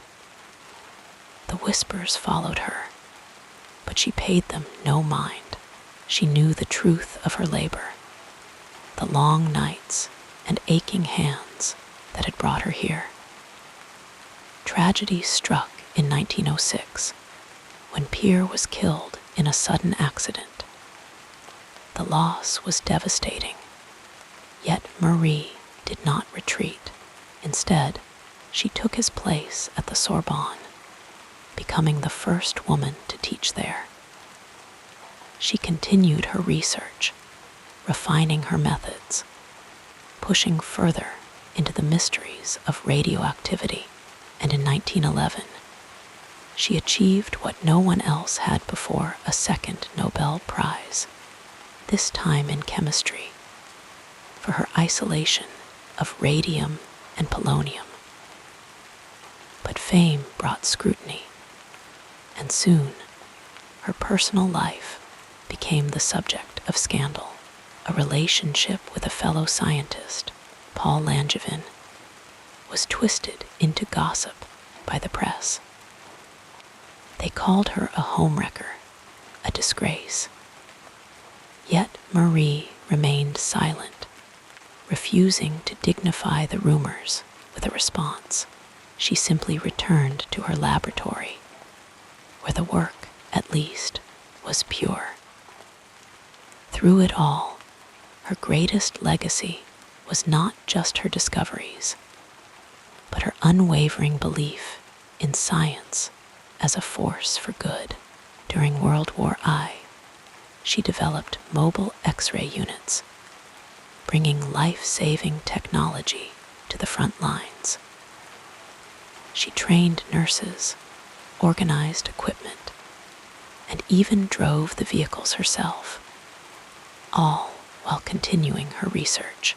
Later, she established the Radium Institute, a place where young scientists, many of them women, could pursue their own inquiries free from prejudice.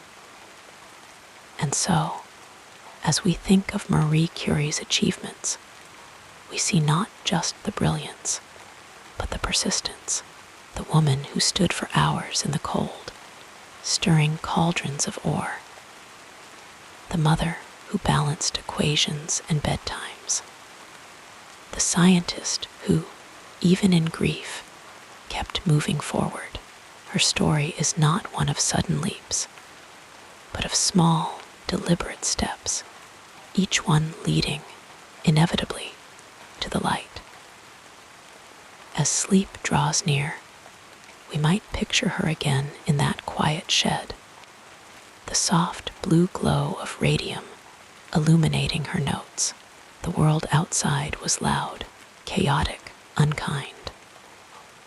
But in that stillness, she found a truth that outlasted it all: the quiet, enduring pulse of discovery, steady as a heartbeat, patient as the stars. As your breathing becomes more regular, let us continue with the next chapter of our biography. The story of Marie Curie is woven with moments that might have seemed small at the time, but which, in hindsight, were like stones dropped into still water, ripples spreading outward, shaping the course of her life and the world around her. Picture her as a young woman, just 16, standing at the first of these crossroads. Poland, under Russian rule, was a place of stifled dreams, where higher education for women was forbidden. She could have accepted this, settled into the quiet life expected of her.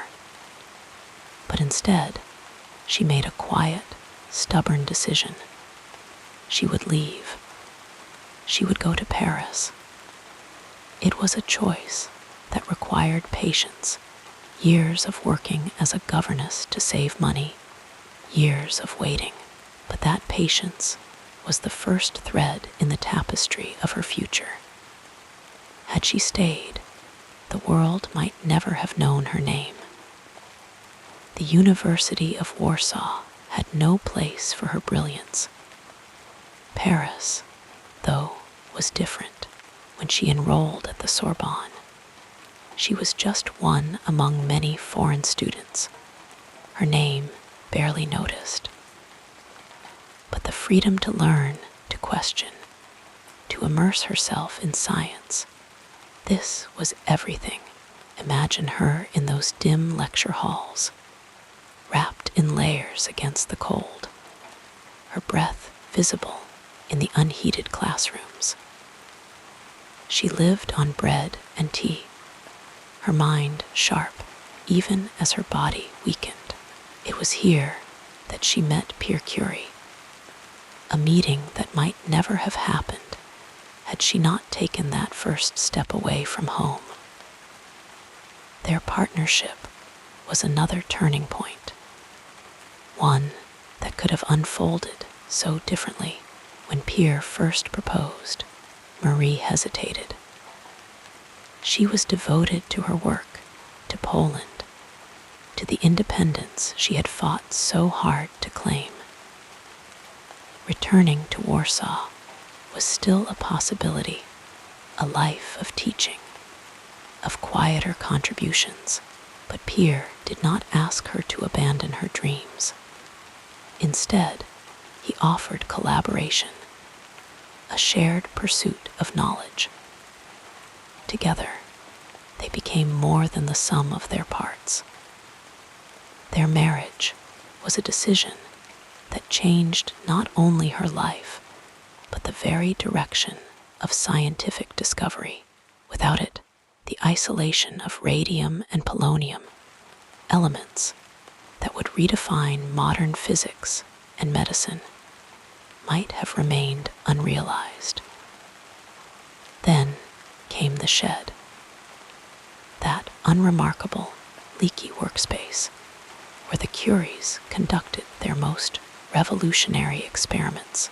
It would have been easy to despair at the conditions, the freezing winters, the sweltering summers, the endless hours of stirring bubbling vats of pitch blend under flickering lamplight. A lesser mind might have given up, sought better equipment, waited for ideal circumstances. But Marie and Pierre worked anyway, driven by something deeper than comfort. 4 years they toiled, processing tons of ore by hand, before they held a speck of radium in their palms. That stubbornness, that refusal to turn back, was the foundation of their greatest achievement. The Nobel Prize in 1903 should have been a moment of triumph, but it was shadowed by whispers. Some questioned whether Marie had truly earned her place beside Pierre, whether a woman could possibly contribute equally to such work. She could have retreated then, let Pierre take the spotlight. But she did not. She continued, quietly defiant, proving with each new discovery that her mind was as sharp as any man's. When Pierre died tragically in 1906, the world expected her to fade into grief. Instead, she took his place at the Sorbonne, becoming the first woman to teach there. It was an unthinkable act at the time, one that required her to steel herself against doubt, against sorrow. Had she stepped away, science would have lost not just a brilliant mind, but a teacher who would inspire generations. World War, I was another crossroads. She could have remained in her laboratory, focused on pure research, leaving the horrors of the battlefield to others, but Marie saw a way to serve.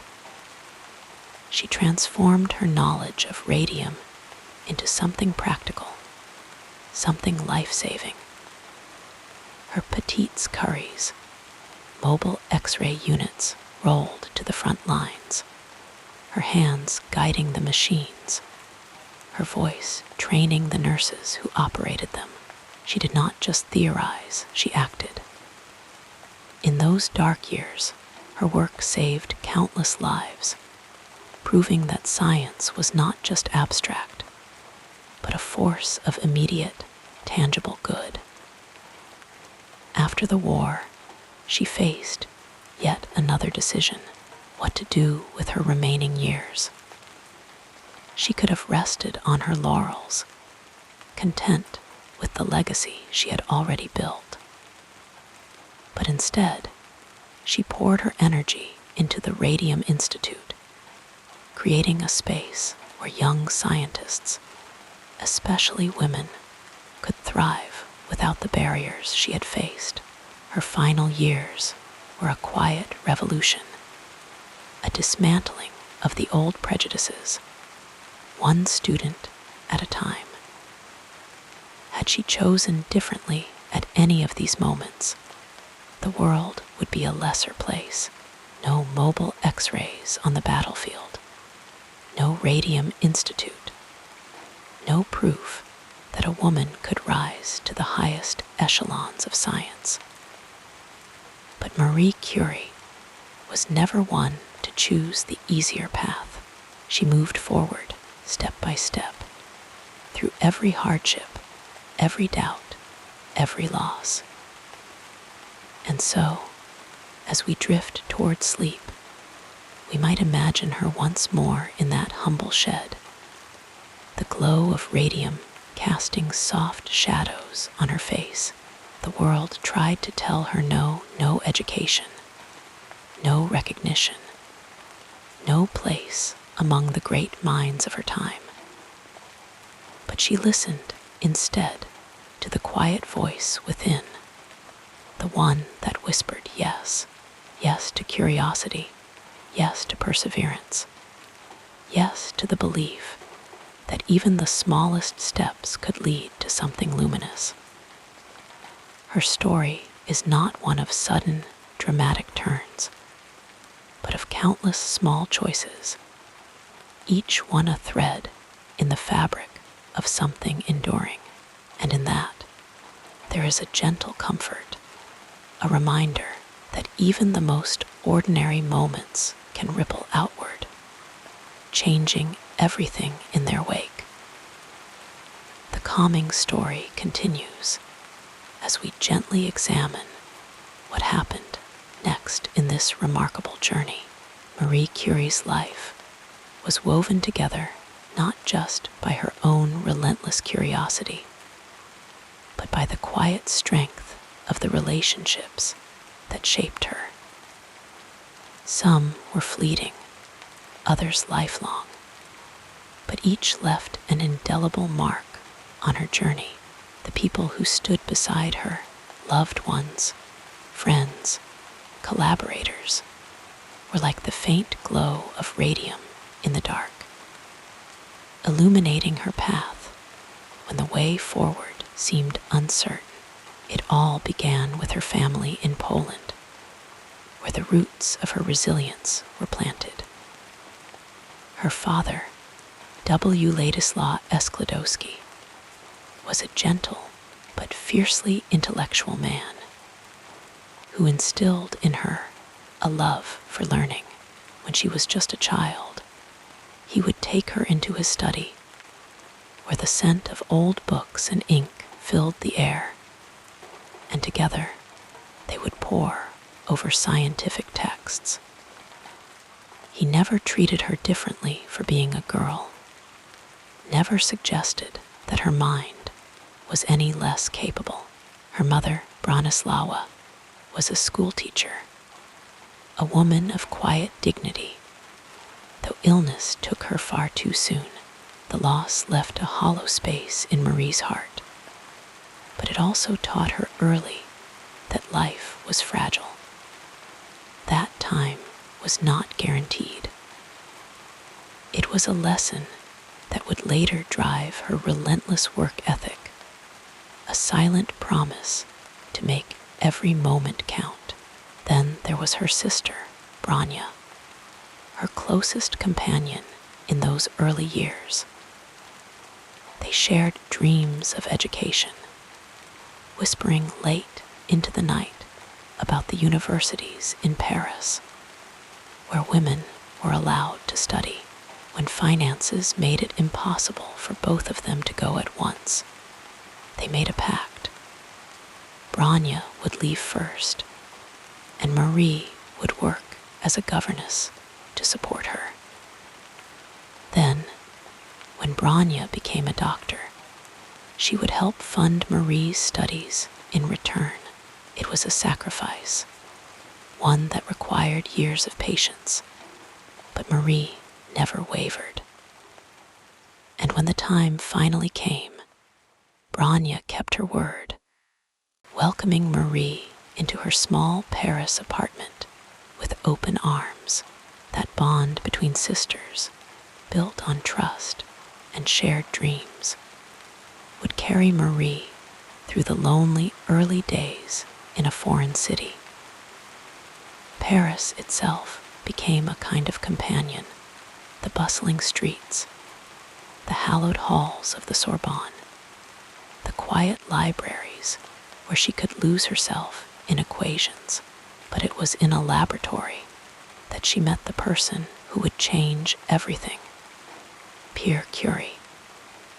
He was a man of deep thought, unhurried in speech, with eyes that seemed to see the world differently. Their first conversations were slow, measured, like two explorers recognizing a kindred spirit.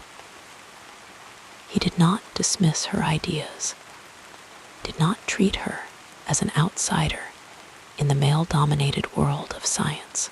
Instead, he listened, truly listened, as she spoke of her theories. Their love grew gradually, not in grand gestures, but in shared silences over experiments, in the way he would adjust the equipment just so to make her work easier. Pierre was more than a husband.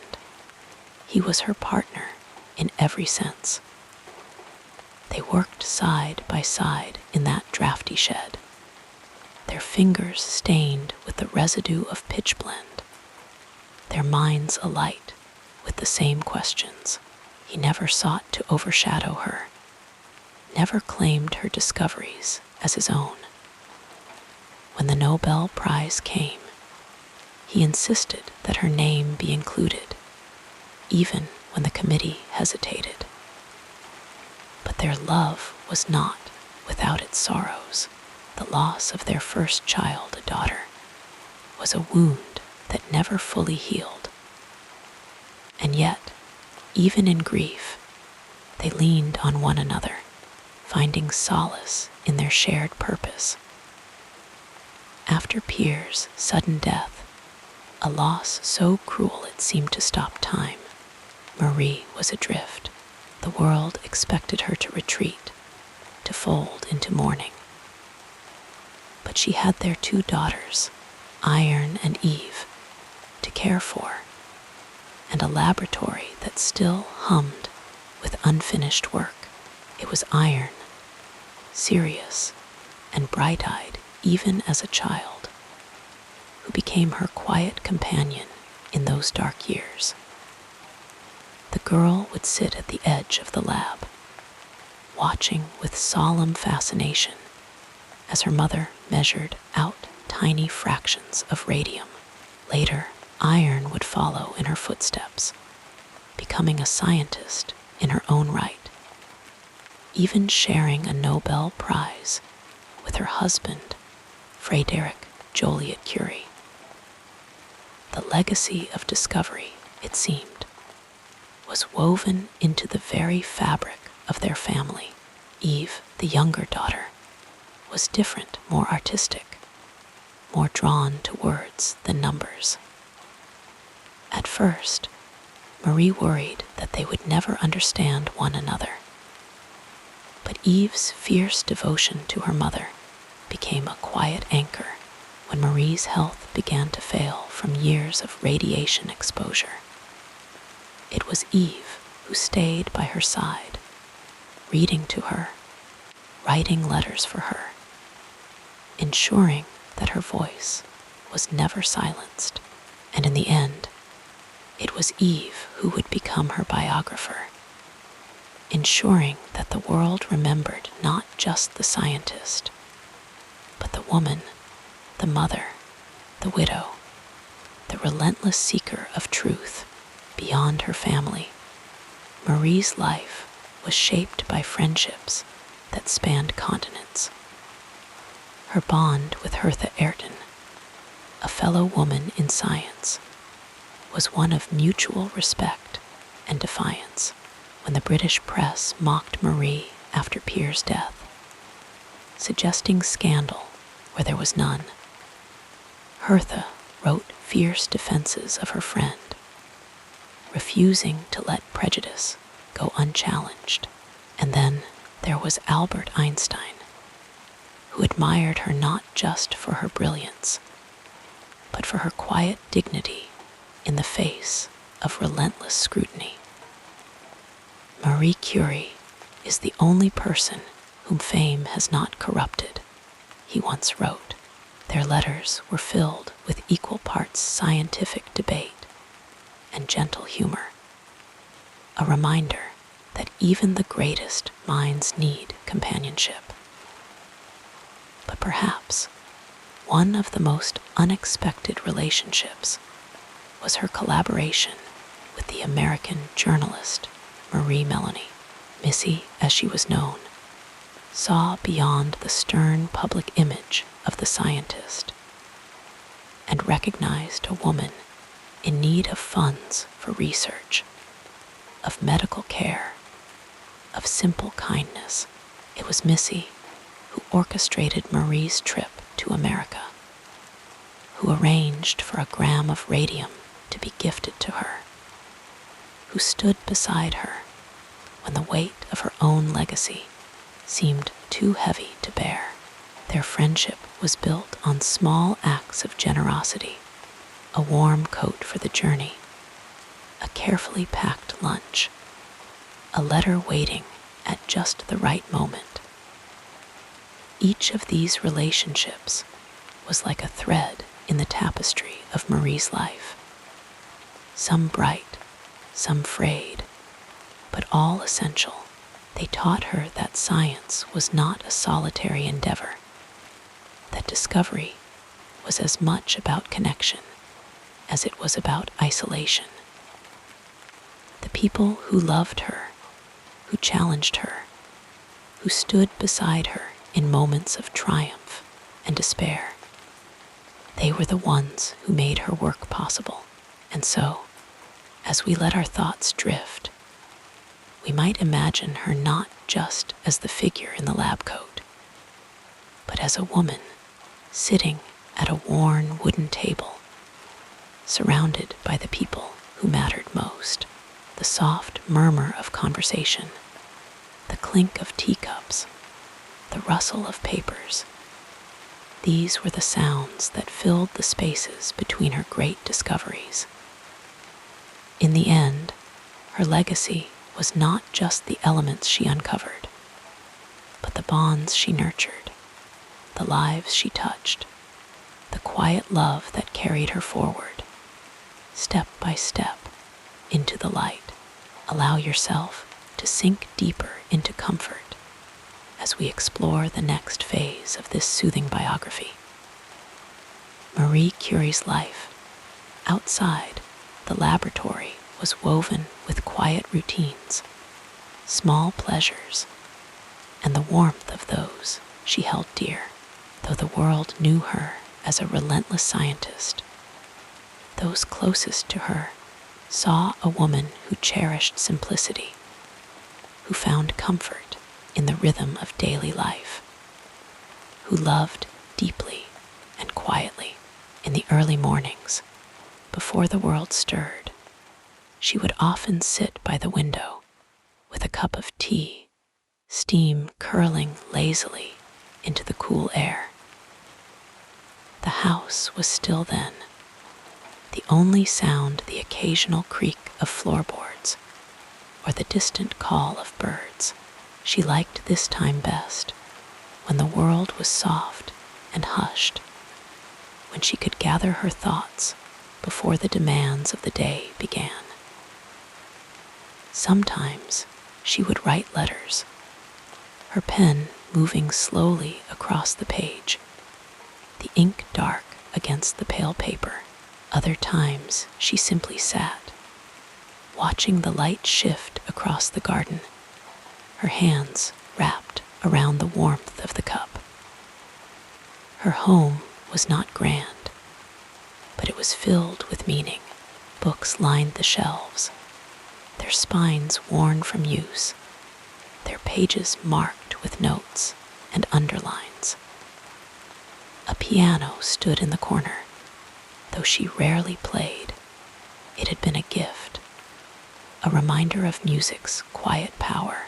On the walls hung photographs, her daughters as children, her beloved peer friends who had shared in her joys and sorrows.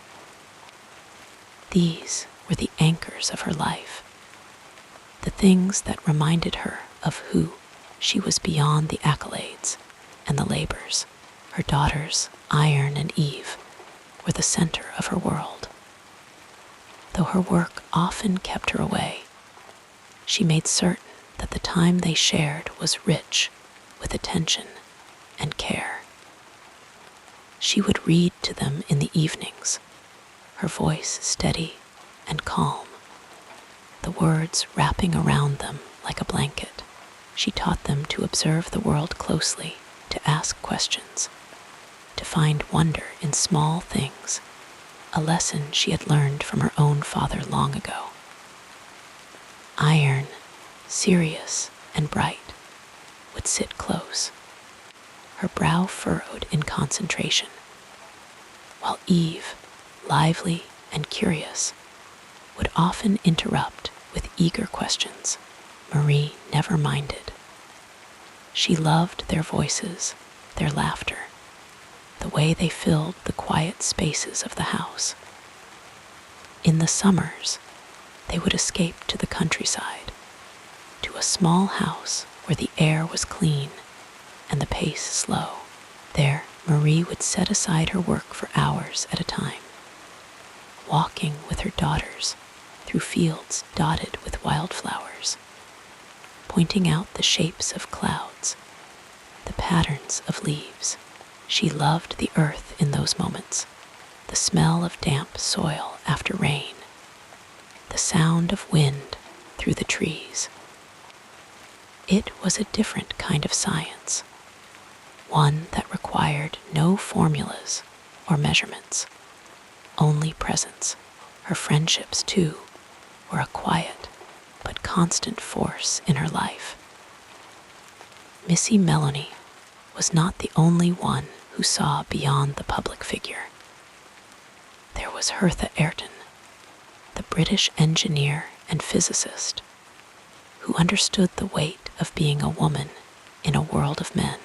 They wrote long letters to one another, sharing frustrations and triumphs, their words a lifeline across the distance. And there was Albert Einstein, whose playful teasing and deep respect brought lightness to her days. He once wrote to her, "I am impelled to tell you how much I admire your intellect, your drive, and your honesty," a compliment that made her smile, though she would never admit it. Even in her busiest years, she made time for small rituals. Every Sunday, she and her daughters would gather for a long, leisurely meal. The table was set with care, china that had belonged to her mother, silverware polished to a soft gleam. The food was simple but lovingly prepared. Fresh bread, soup simmered for hours, fruit from the market. They would talk of small things: a book read, a walk taken, a letter received. These moments were sacred to her, a reminder that life was made not only of great discoveries, but of quiet, ordinary joys.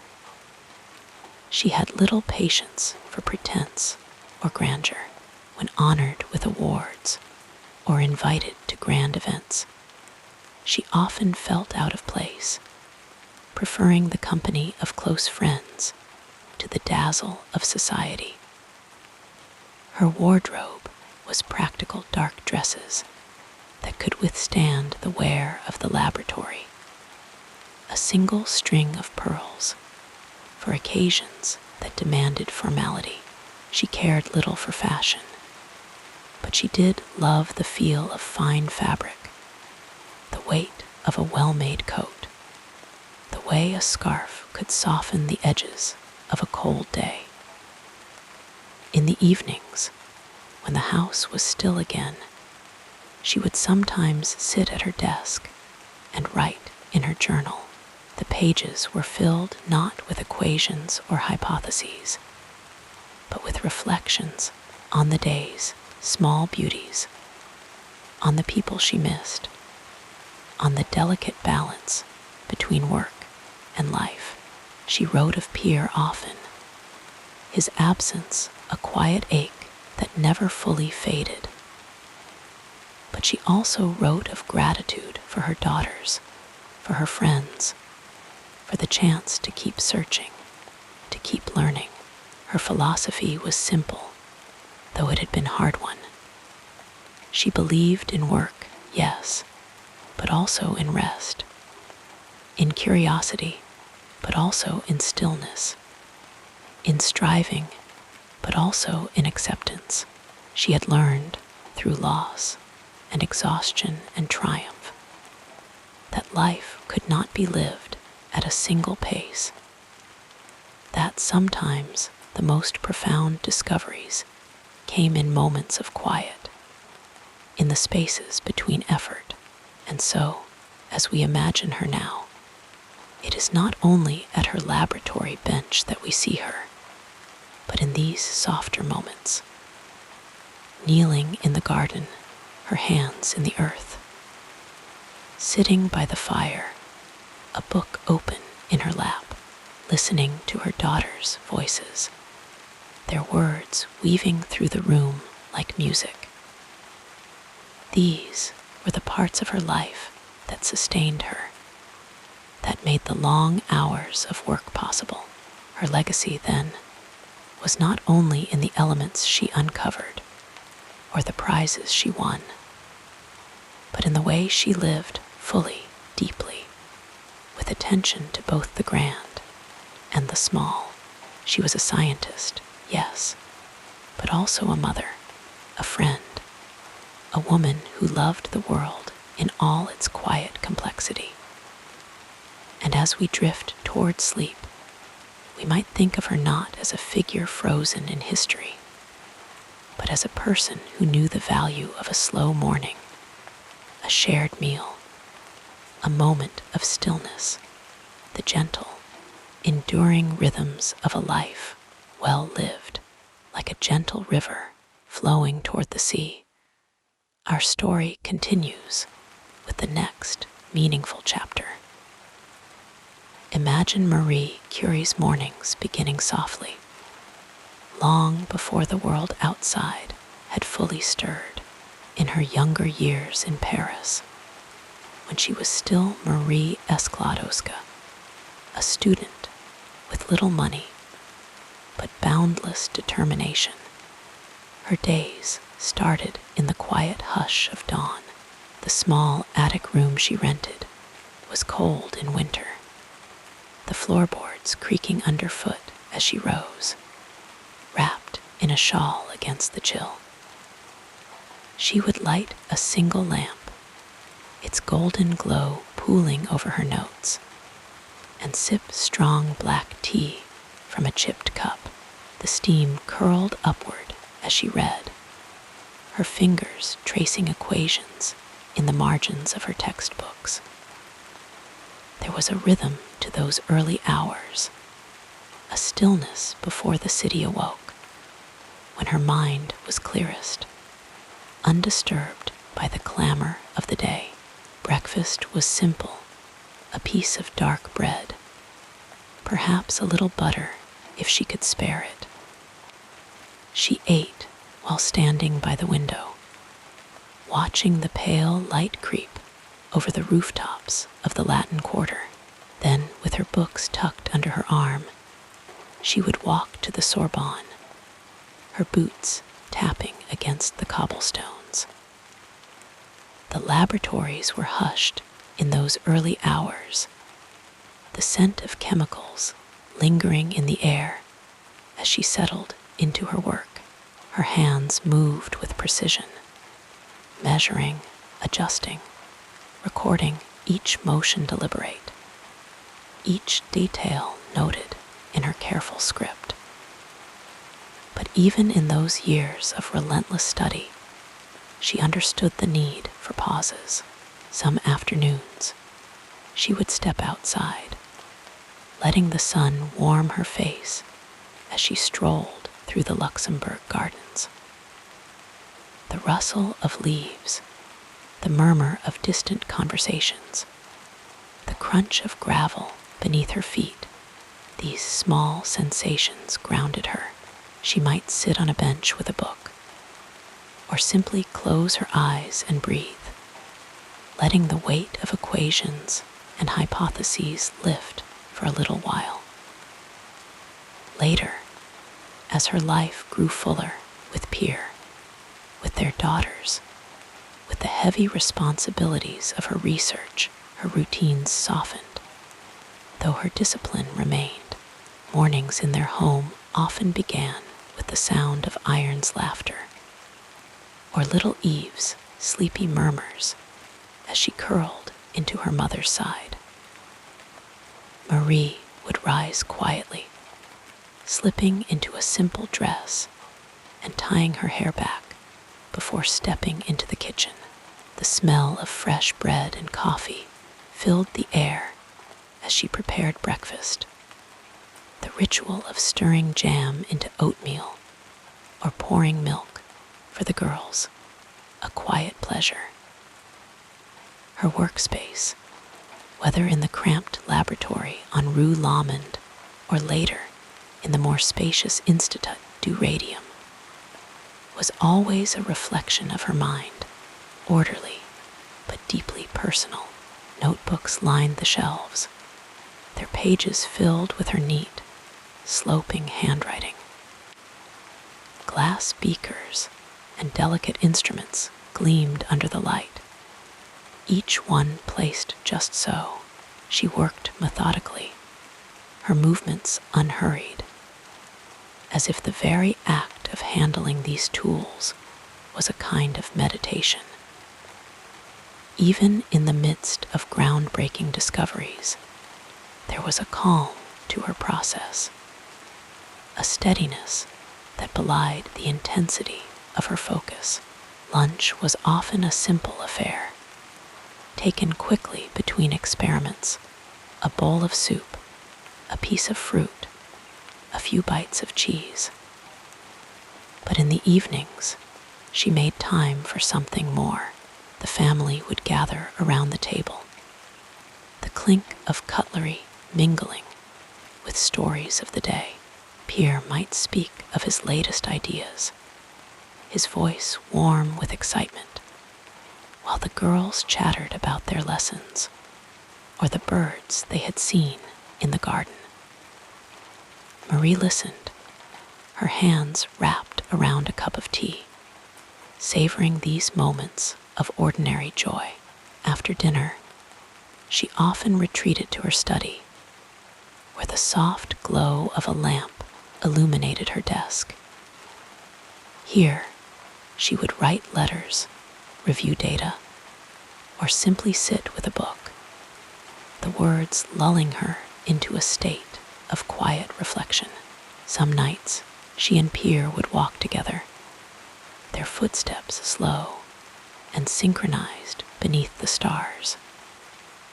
They spoke little on these walks, content to let the silence stretch between them, their shared presence enough, and when at last she slept, it was deeply, her body yielding to the exhaustion of a day well spent. Her bedroom was spare, the linens crisp and cool against her skin. The window was often left slightly open, letting in the faint sounds of the night, the rustle of leaves, the distant call of an owl, the occasional chime of a far-off clock.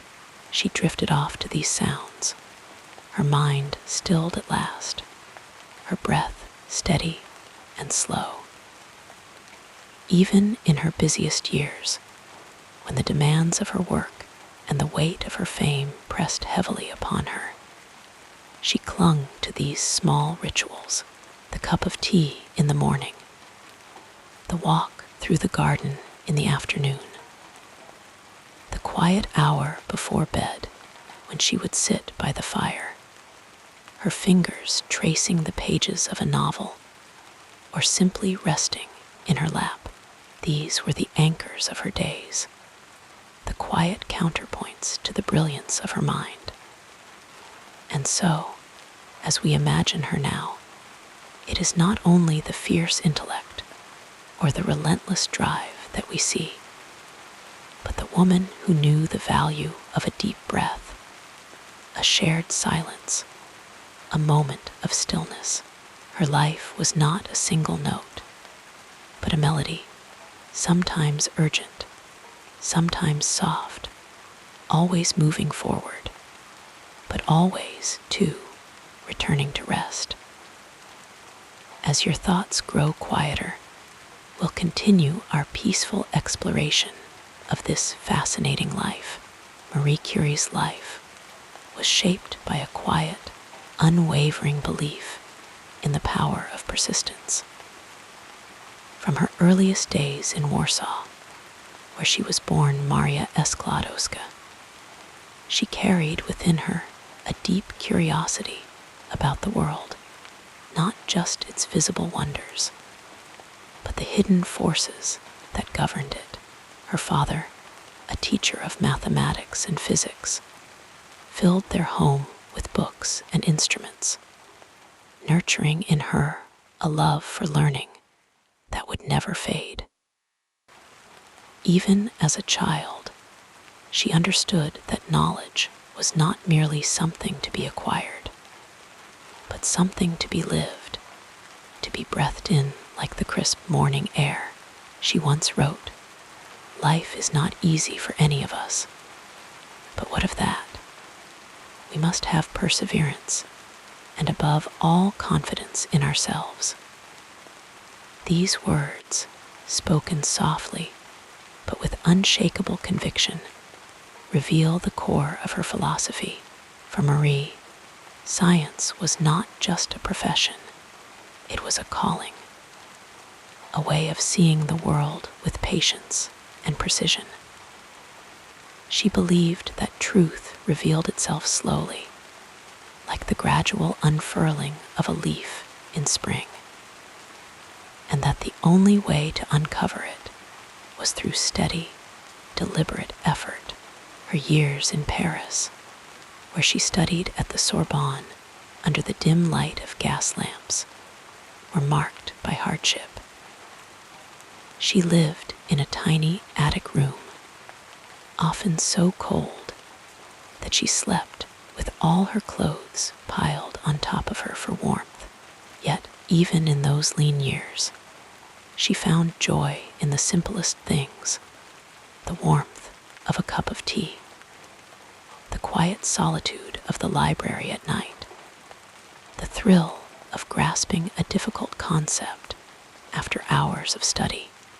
It was this same quiet determination that carried her through the long, painstaking years of research with Pierre Curie, her husband and partner in both life and science.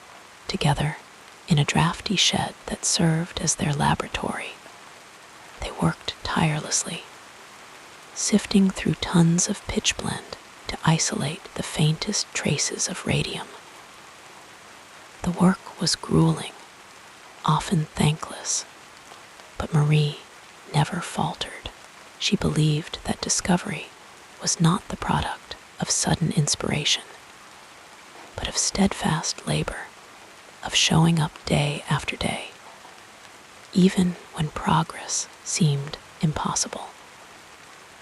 We must believe that we are gifted for something, she would remind herself, and that belief was enough to keep her moving forward. Her worldview was deeply rooted in humility. Despite her towering achievements, becoming the first woman to win a Nobel Prize, and the only person to win Nobel Prizes in 2 different scientific fields, she remained strikingly modest. Fame, she believed, was fleeting, but knowledge endured. She refused to patent her discovery of radium, insisting that it belonged to the world, not to her. Science is for humanity, she often said, and she meant it, even when financial struggles pressed upon her family. She never wavered in her belief that science should serve the greater good.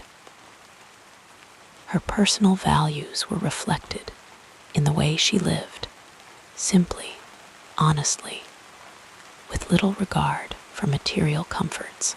Her home was unadorned, her clothes plain, her meals frugal. She found pleasure not in possessions, but in the quiet rhythms of daily life.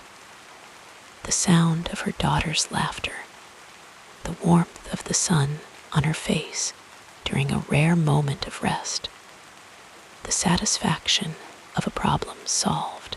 She once remarked, "You cannot hope to build a better world without improving the individuals." For Marie, personal growth was inseparable from scientific discovery. Both required discipline, patience, and an unshakable commitment to truth. Her belief in the power of education was absolute. Even after her fame grew, she remained deeply involved in teaching, mentoring young scientists with the same care her own teachers had once shown her.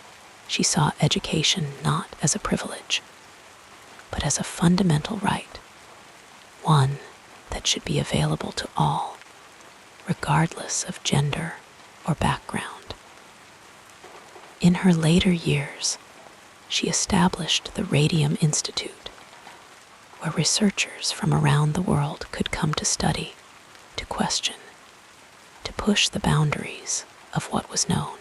She believed that knowledge grew best in collaboration, in the sharing of ideas across borders and generations.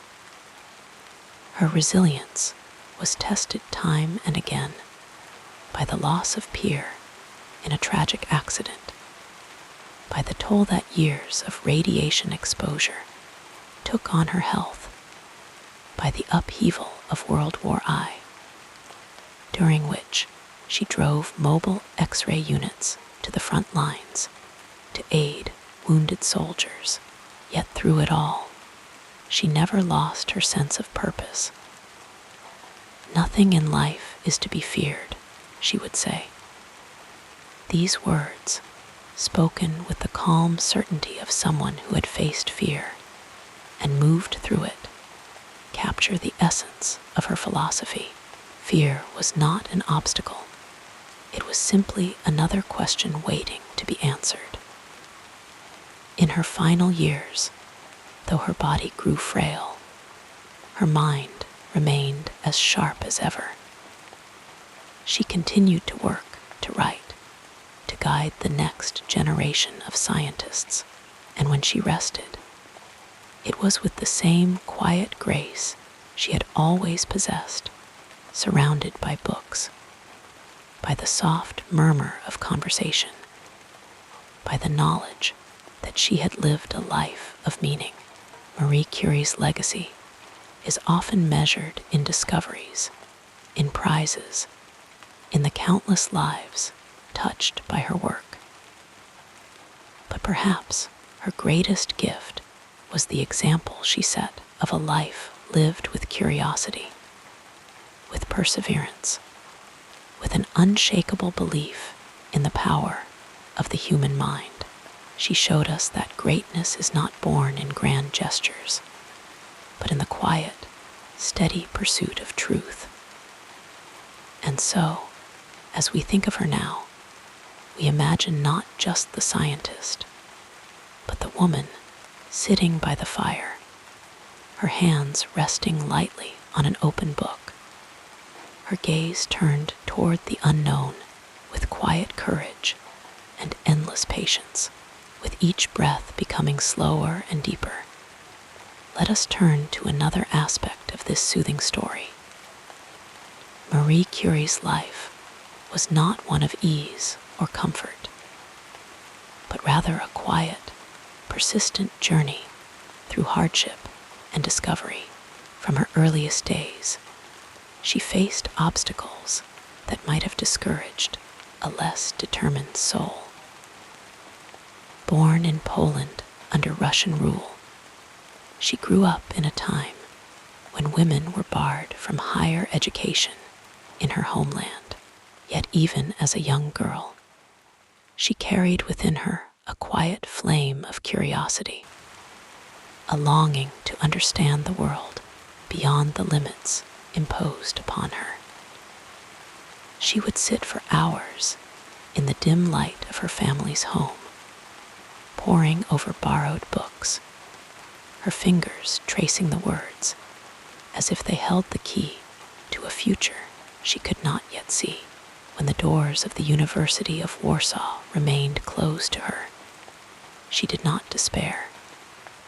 Instead, she made a plan, one that required patience and sacrifice. She worked as a governess, saving every spare coin until at last she could journey to Paris, where the Sorbonne welcomed her hungry mind. Even there, she faced the biting cold of unheated rooms, the gnawing hunger of meals skipped to afford textbooks, the exhaustion of days spent studying long into the night. But none of this dimmed her resolve. She moved forward step by quiet step, her hands often numb from the chill, her breath visible in the air as she bent over her notes, determined to learn. Her early research brought its own struggles. She worked in a drafty shed with a leaking roof, where winter frost crept across the floor and summer heat made the air thick and heavy. For 4 long years, she and Pierre processed ton after ton of pitchblende, stirring vast cauldrons of radioactive material, their arms aching, their clothes stained with the dust of their labor. The work was slow, grueling, often thankless. Yet Marie never rushed, never grew impatient with the tedium. She understood that discovery was not a sudden flash, but a gradual dawning, like the slow unfurling of light at sunrise. And then, just as their work began to bear fruit, came the cruelest blow of all, the sudden, senseless loss of Pierre. The streets of Paris were slick with rain that day, the cobblestones gleaming under the dim glow of street lamps. He stepped into the road, his thoughts doubtless on their shared research, on the mysteries they had yet to unravel. And then silence. The world stopped. Marie was left with 2 daughters to raise, a laboratory to lead, and a grief so deep it seemed it might swallow her whole. For a time, she retreated into herself, her sorrow a private weight she carried like a stone in her chest. But slowly, gently, she returned to her work, not because she had forgotten, but because she knew Pierre would have wanted her to continue. She took his place at the Sorbonne, becoming the first woman to teach there, her voice steady as she guided students through the intricacies of radioactivity.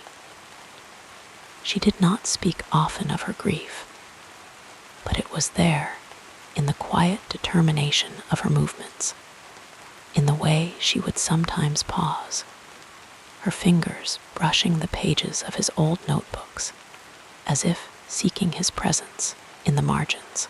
Even as her reputation grew, the scientific establishment remained reluctant to fully accept her.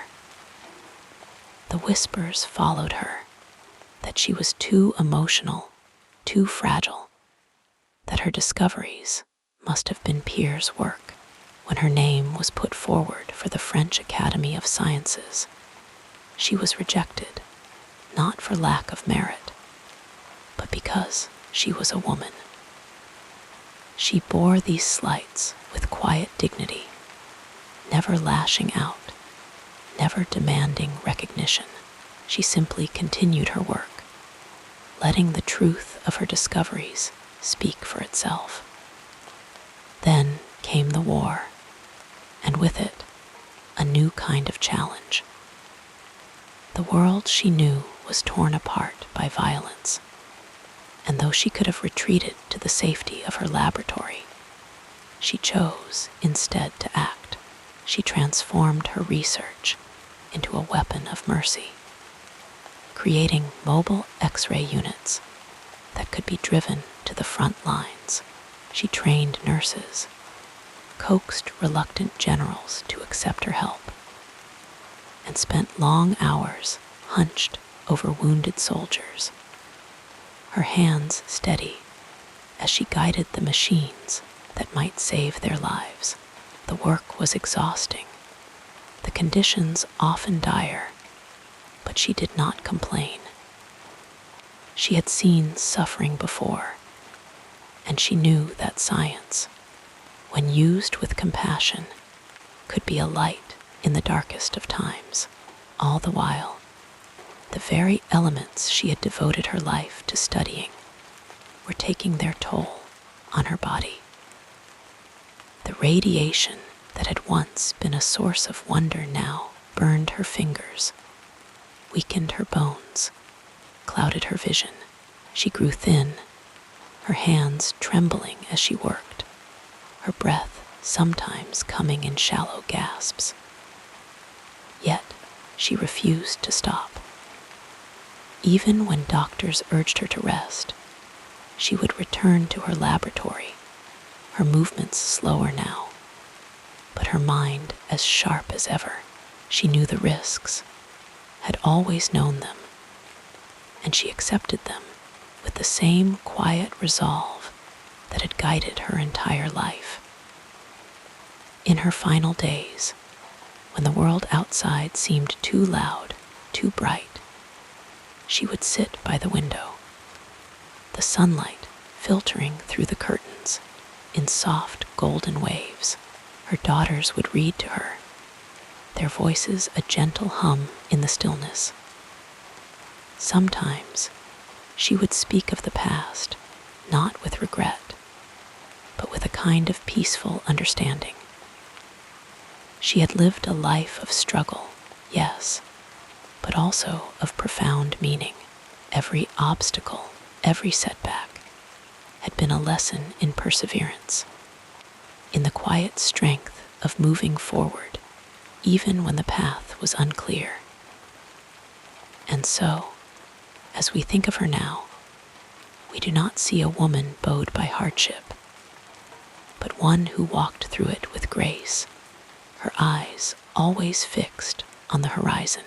She taught us that challenges are not walls to stop us, but currents to be navigated, that even in the darkest moments, there is always something to be learned, always a way forward if we are patient enough to find it. Her life was a testament to the power of quiet courage, to the belief that no difficulty is insurmountable when faced with curiosity, determination, and an unshakable faith in the pursuit of truth. And so we leave her here, in the soft light of memory, her hands resting on an open book, her gaze turned toward some distant, beautiful unknown, as serene as the first light of dawn. The tapestry of this remarkable life unfolds further as we gently explore the next meaningful period. Marie Curie is often remembered for her groundbreaking work in radioactivity, her 2 Nobel Prizes, and her relentless dedication to science. But behind the stern photographs and the weight of her achievements, there was a woman of quiet passions, unexpected contradictions, and moments of tenderness that are rarely spoken of. She loved the simple pleasure of gardening in the early mornings, before the demands of the laboratory called her away. She would step outside into the small garden behind her home in Sceaux, her fingers brushing against the petals of roses she had planted herself. There was something deeply soothing to her about the earth, the way life could emerge from something so ordinary as soil and sunlight. Her daughters, Iron and Eve, would sometimes join her, their small hands clumsy, but eager as they helped her tend to the flowers. In those moments, she was not Madame Curie, the famed scientist, but simply Marie, a mother who delighted in watching her children marvel at the unfurling of a new bud. She was also an avid cyclist in an era when women on bicycles were still a novelty. Marie and her husband, Pierre, would take long rides through the French countryside, the wind carrying their laughter as they pedaled past fields and forests. It was one of the few times she allowed herself to step away from her work entirely, to simply exist in the joy of movement and the company of the man she loved. Even after Pierre's death, she would sometimes ride alone, the rhythm of the wheels beneath her a kind of meditation, a way to quiet the whirl of thoughts in her mind. Few know that she had a deep appreciation for poetry. She carried a well-worn volume of Polish verse with her wherever she went, her fingers tracing the lines of poems written in her native language. In moments of exhaustion or grief, she would retreat into those pages, finding solace in the familiar cadence of words that reminded her of home. Sometimes, late at night, when the house was still, she would read aloud to herself, her voice soft and lilting, as if the poems were a bridge back to the girl she had been before the world knew her name. She was also a woman of contradictions. Though she was meticulous in her scientific work, her laboratory notebooks were models of precision. Her personal desk was often cluttered with papers, letters half written, and forgotten cups of tea. She could lose track of time completely when absorbed in an experiment. Yet, she was never late when it came to her daughters, always making sure to be home in time for dinner. No matter how pressing her research seemed, one of the most surprising things about her was her sense of humor. The solemn portraits and historical accounts rarely capture it, but those who knew her well spoke of her quiet wit, the way her eyes would crinkle at the corners when she made a dry observation. It was this lightness, this ability to find small moments of amusement, even in frustration, that made her not just a brilliant mind, but a deeply human one. She had a peculiar habit of humming while she worked, not songs, exactly, just fragments of melodies, something tuneless and comforting that filled the silence of the laboratory. Her students would later recall how those soft sounds became a kind of background music to their own research, a reminder that even in the pursuit of something as exacting as science, there could be space for something gentle, almost playful.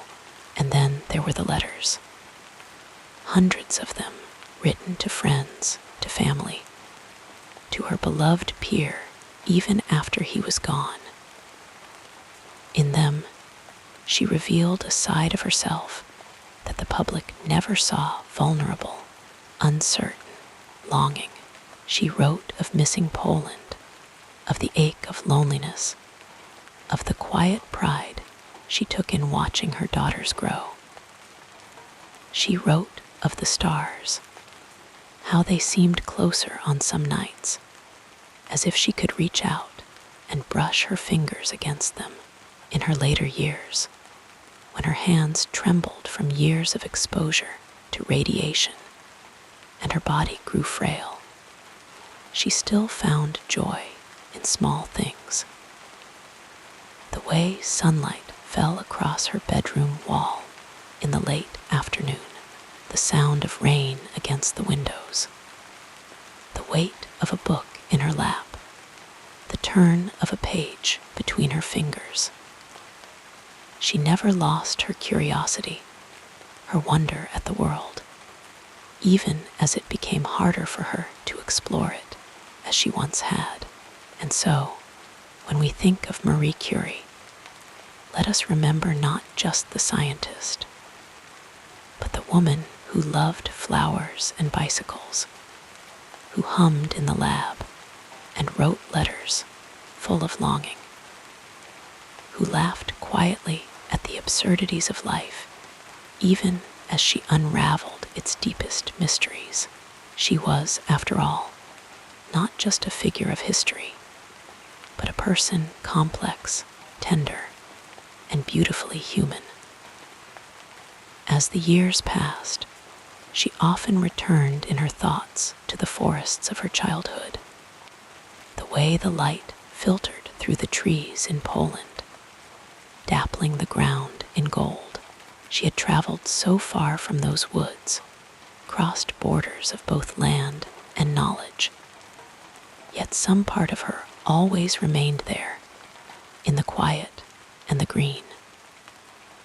Perhaps that is why, in her final days, she asked to be buried under the open sky, beneath a simple stone, where the wind could whisper through the grass, and the stars could keep watch.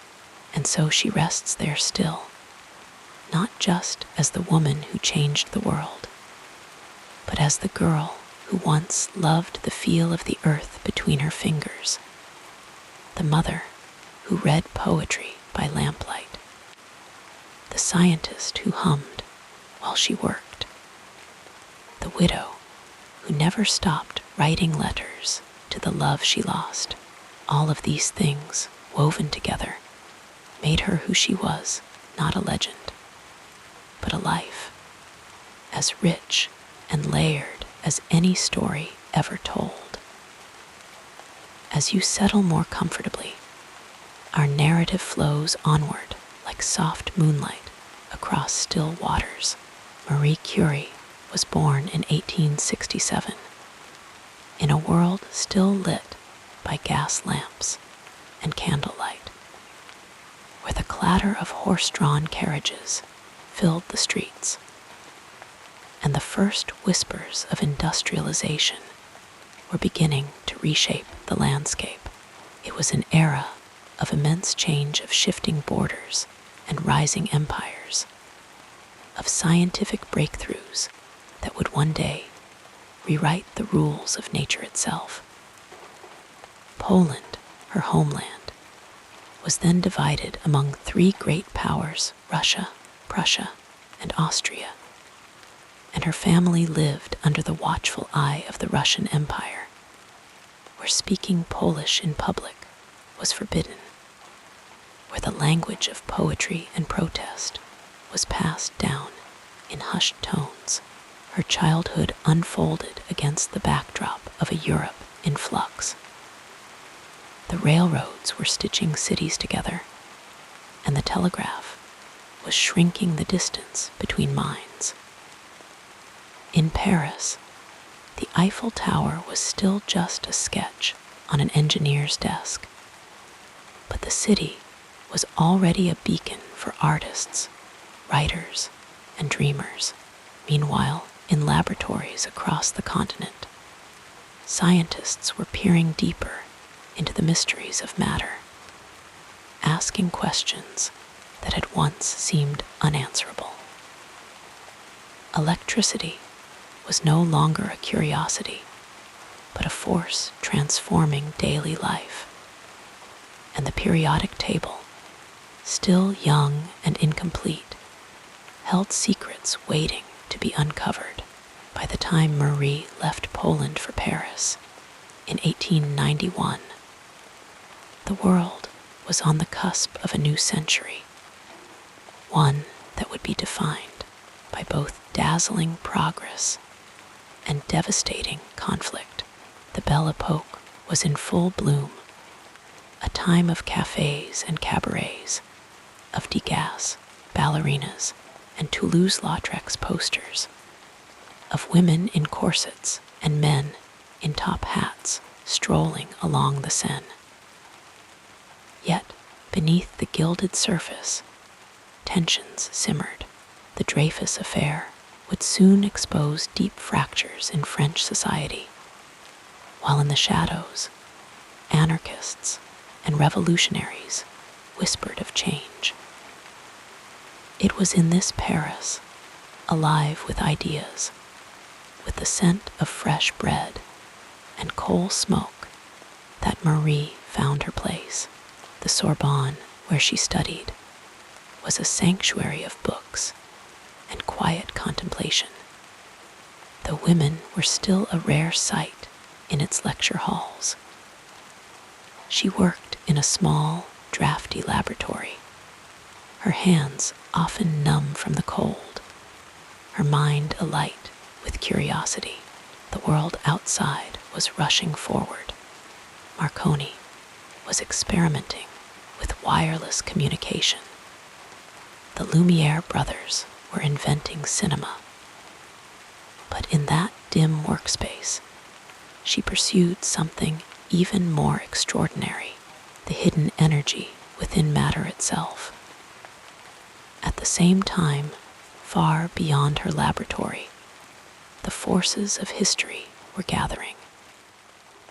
The British Empire stretched across continents, while in America, inventors like Edison and Tesla were shaping the future. The first modern Olympics would soon be held in Athens, a celebration of human potential. Yet, alongside these triumphs, the seeds of future sorrows were being sown. The scramble for colonies in Africa and Asia deepened divides, and the fragile peace among Europe's great powers would, in time, unravel into the cataclysm of the First World War. Marie and Pierre Curie's discovery of radium in 1898 coincided with the dawn of a new age. The word radioactivity entered the lexicon, and suddenly the atom was no longer an immutable building block, but a source of immense, untapped power. Their work unfolded as Freud was probing the human unconscious, as Picasso was reimagining art, as the Wright brothers were preparing to take flight. The 20th century was arriving in a rush of innovation and ambition.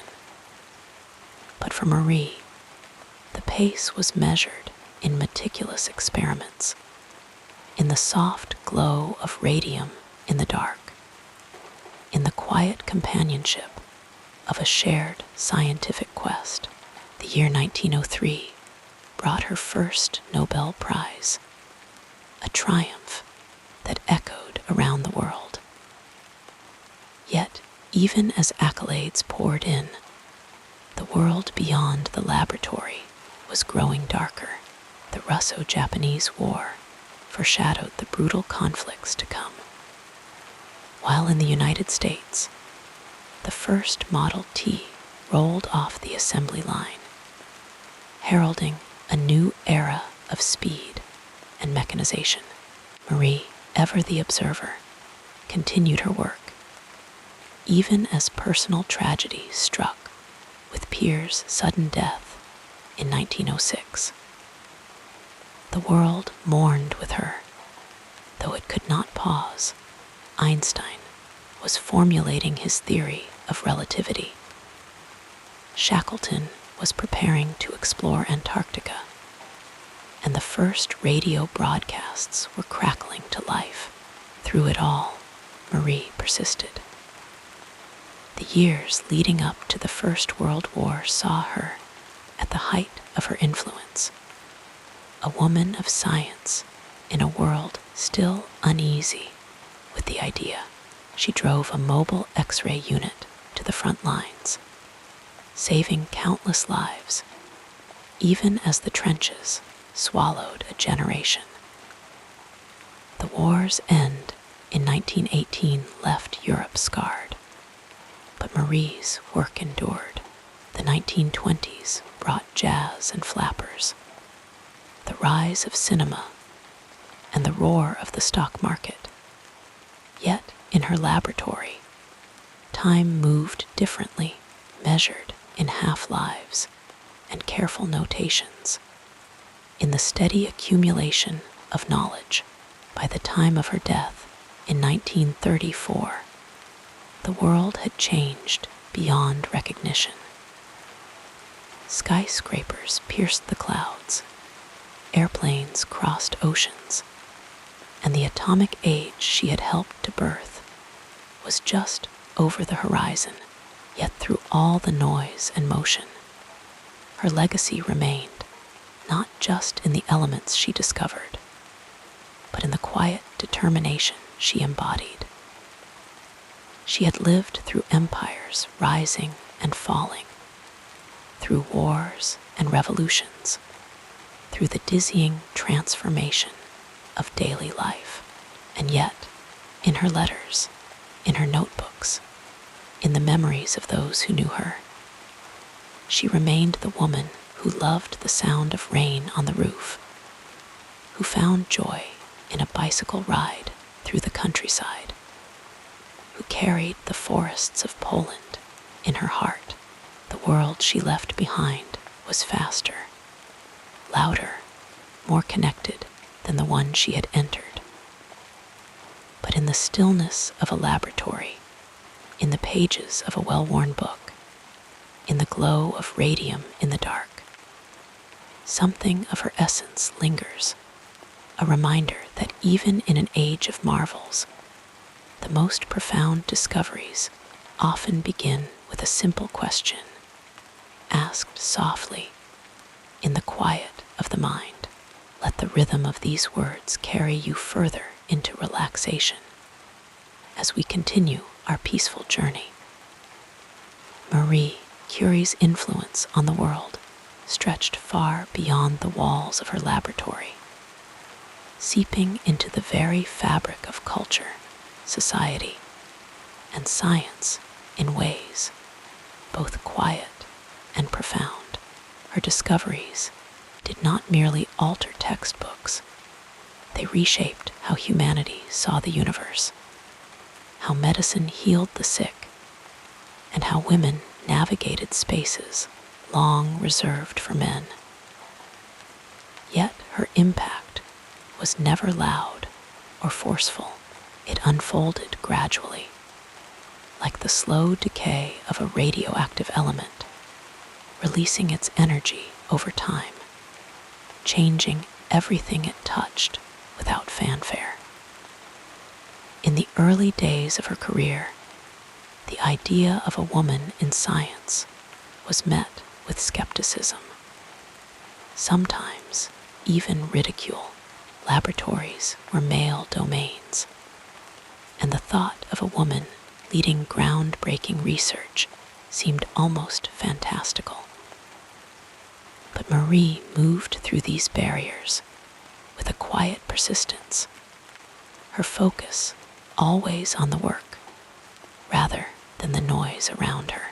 When she and Pierre discovered radium, it was not just a scientific breakthrough, it was a cultural event. The world became fascinated by this glowing substance, this mysterious element that seemed to hold the secrets of the universe. Radium entered the public imagination, appearing in advertisements, cosmetics, even children's toys, before its dangers were fully understood. For a time, it was a symbol of modernity, of humanity's triumph over nature. Yet Marie herself never sought the spotlight. She was a scientist first, and the public's fascination with radium often puzzled her. She preferred the steady rhythm of the laboratory, the careful measurements, the long hours of observation. Still, her work could not be contained within those walls. The discovery of radioactivity revolutionized physics and chemistry, forcing scientists to rethink the very nature of matter. Atoms, once thought to be solid and unchanging, were now known to be dynamic, even unstable. The world was no longer as fixed as it had seemed. Her influence on medicine was just as profound. During the First World War, she recognized the potential of X-rays to save lives, and she tirelessly organized mobile units to bring this technology to the front lines. These petites Curies, as they were called, allowed doctors to locate bullets and shrapnel in wounded soldiers, turning what would have been fatal injuries into survivable ones. It was a quiet act of compassion, one that required no grand speeches or declarations. She simply saw what needed to be done and did it. After the war, the use of radium in cancer treatment began to spread, offering hope where there had been none. Hospitals adopted her methods, and though the road was long and fraught with trial and error, her work laid the foundation for modern radiation therapy. Society, too, began to shift around her. Marie never set out to be a symbol, but her very presence in the scientific world challenged old assumptions. Young women, seeing her success, dared to imagine themselves in laboratories, in universities, in places they had been told were not for them. She did not campaign for women's rights in the traditional sense. She was too absorbed in her research for that. But her life became a quiet argument for what was possible. When she won her first Nobel Prize, the newspapers focused as much on her gender as on her discovery. By the time she won her second, the world had begun to accept, however reluctantly, that a woman could be among the greatest minds of her age. Her legacy in science was not just in what she discovered, but in how she worked. She was meticulous, patient, unwilling to rush to conclusions. In an age of increasing haste, she remained a believer in slow, careful science. Her notebooks, filled with precise measurements and observations, became models for future researchers. Even today, her methods are studied, her ethics upheld as a standard. She refused to patent radium, believing that scientific knowledge should belong to the world. It was a radical idea then, and in some ways, it still is. Over time, the public's perception of her evolved. The early fascination with radium as a novelty faded, replaced by a deeper appreciation for her contributions. The same newspapers that once marveled at the woman scientist began to speak of her as simply a scientist, one of the greatest of her time. By the end of her life, she was no longer an anomaly, but a legend. Her name spoken with the same reverence as Einstein or Darwin. And yet, for all the grandeur of her legacy, Marie remained, at heart, the same quiet, determined woman who had once cycled through the streets of Paris with her notebooks tucked under her arm. She never lost her love for simple things: the smell of a forest, the sound of rain, the joy of a problem solved. In her letters, she wrote of missing the countryside of Poland, of longing for moments of stillness amidst the whirlwind of her life. It was this balance, perhaps, that made her so extraordinary.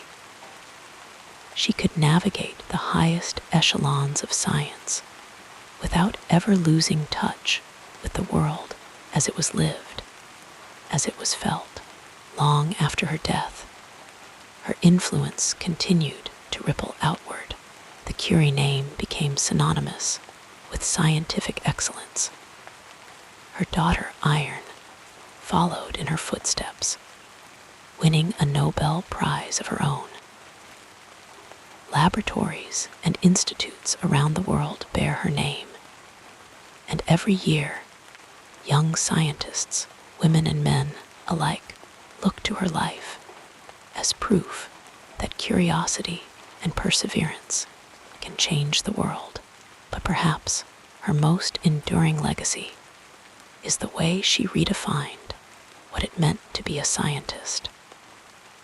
Before Marie, the image of a researcher was that of a lone genius, often isolated, removed from the concerns of everyday life.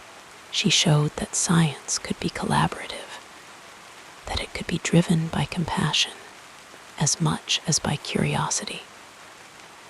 She proved that the greatest discoveries could come from someone who was not afraid to care about the work, about the people it could help, about the world itself.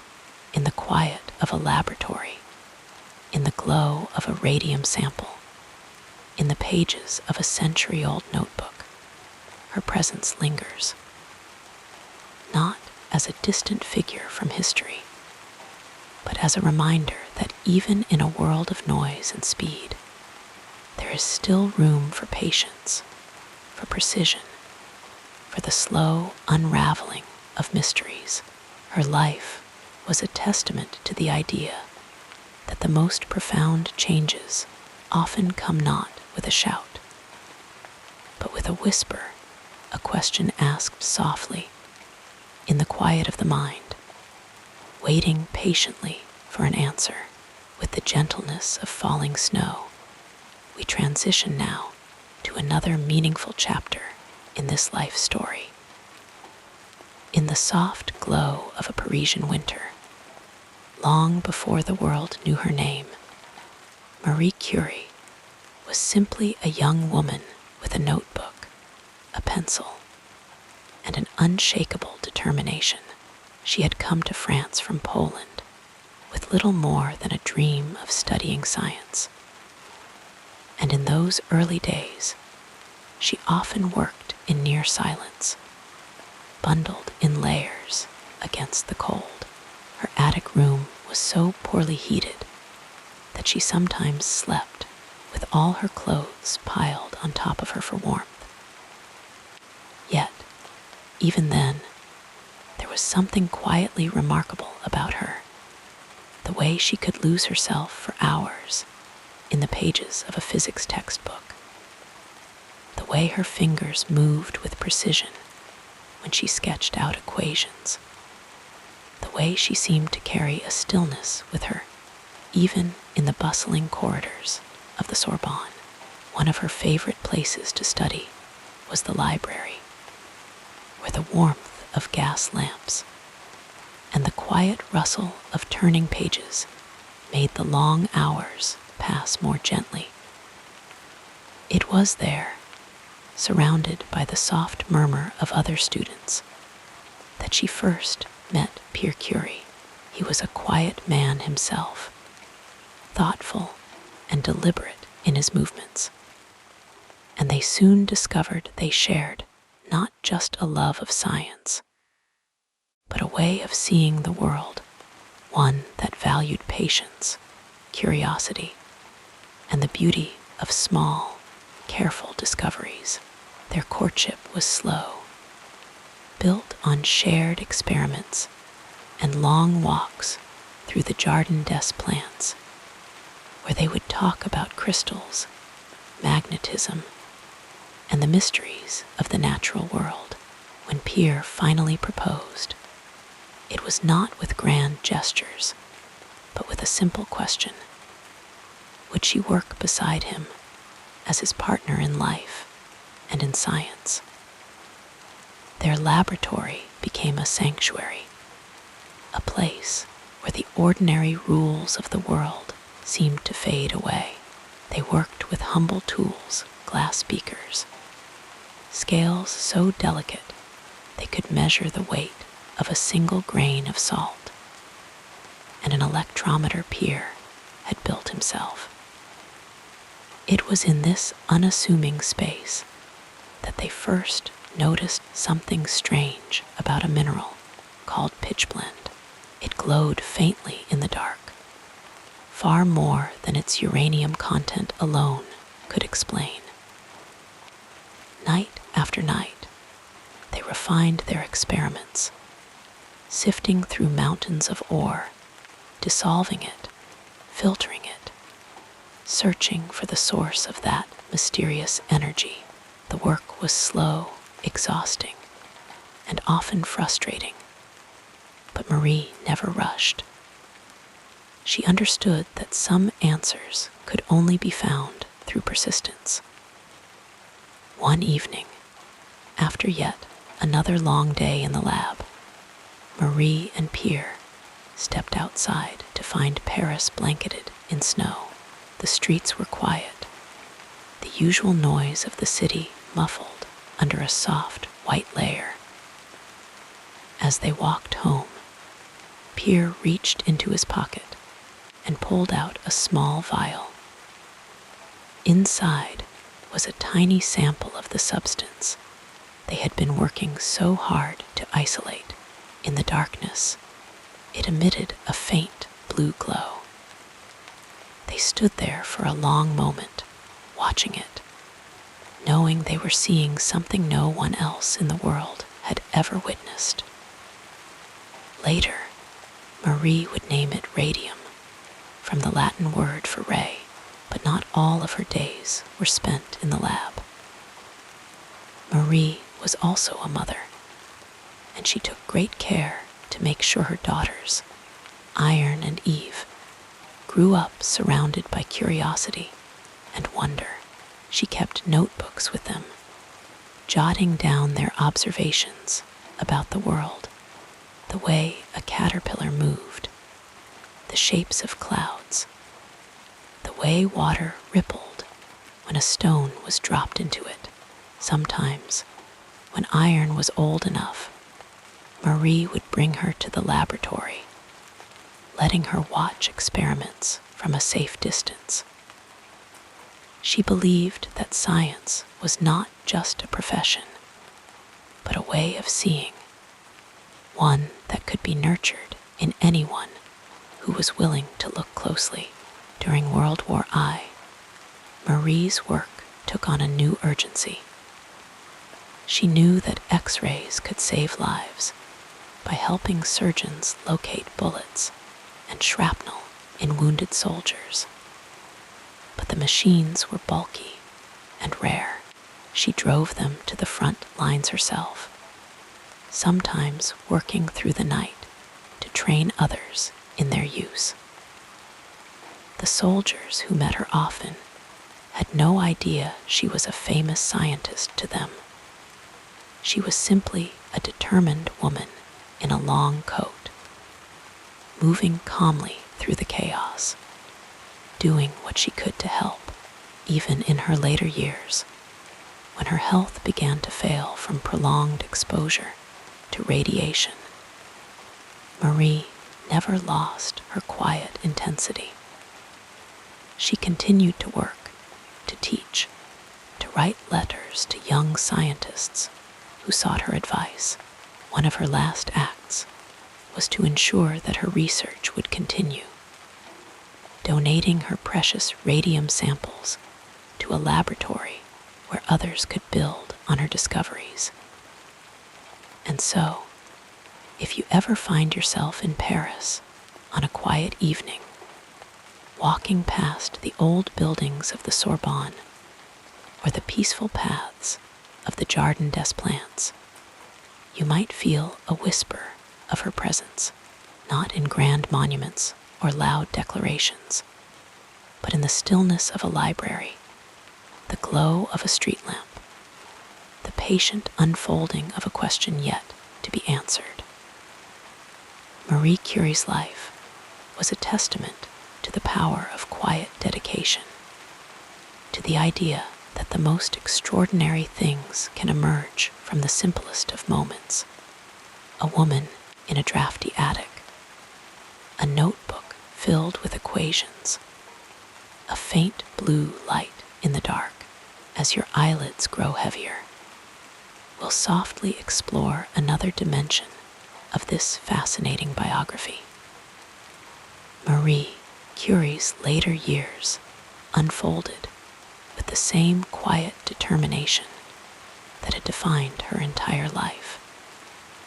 Though the toll of her relentless work was becoming ever more visible, the radiation that had once shimmered so beautifully in her darkened laboratory now lingered in her bones, leaving her hands cracked and brittle, her body frail. Yet even as her strength waned, her mind remained sharp, her curiosity undimmed. She still rose early each morning, wrapping herself in a shawl against the chill, and made her way to the Radium Institute, the laboratory she had founded in Paris. There, surrounded by young scientists eager to learn, she continued to guide experiments, to ask questions, to push forward the boundaries of what was known. The world, of course, had not forgotten her. Honors still found their way to her doorstep: medals, honorary degrees, invitations from universities across the globe. But Marie had never sought fame, and in her later years, she turned down many of these gestures, preferring instead the quiet rhythm of her work. She found joy in the simplest of things: the careful measurement of a substance, the patient observation of a reaction, the moment when a student's face lit up with understanding. Her laboratory was her sanctuary, a place where the noise of the outside world fell away, leaving only the hum of thought, the soft clink of glassware, the scratch of a pencil On paper, one of her greatest pleasures in those final years was mentoring the next generation of scientists. She took particular care with the young women who came to study under her, knowing well the obstacles they would face in a field still dominated by men. She wrote letters of recommendation, secured funding for their research, and when necessary, quietly intervened to ensure they were given the same opportunities as their male colleagues. To these students, she was not just a brilliant mind, but a living example, proof that perseverance could carve out a place, even in the most unwelcoming of spaces. Her own daughters, Iron and Eve, had grown into remarkable women in their own right. Iron followed in her mother's footsteps, dedicating herself to science with the same quiet intensity. Marie watched with pride as Iron began making her own discoveries, standing shoulder to shoulder with the great minds of the day. Eve, meanwhile, had chosen a different path, one of writing and music, but Marie adored her no less for it. The two sisters balanced each other, Iron with her fierce focus, Eve with her warmth and charm, and in their company, Marie found comfort, a reminder that life was not only about work, but also about love, about family. As the years passed, the effects of radiation sickness grew harder to ignore. Marie's fingers, once so dexterous in the laboratory, now ached constantly. She developed cataracts, her vision clouding over, and the simplest of tasks, reading a letter, writing a note, became struggles, yet she rarely complained. When asked how she felt, she would simply smile and say she was fine, then turn the conversation back to science, to the work that still needed to be done. Even in pain, she was thinking of the future, of the discoveries yet to be made.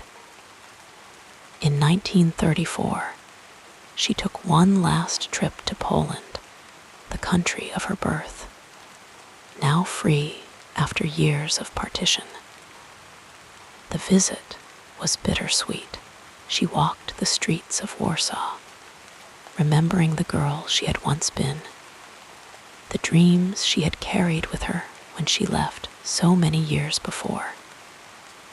The city had changed, but the spirit of its people, their resilience, their hunger for knowledge remained the same.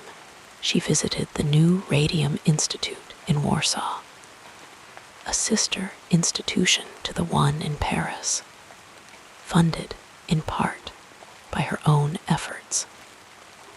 Standing in its halls, she must have felt a deep satisfaction, knowing that her work would continue here, in the land that had shaped her.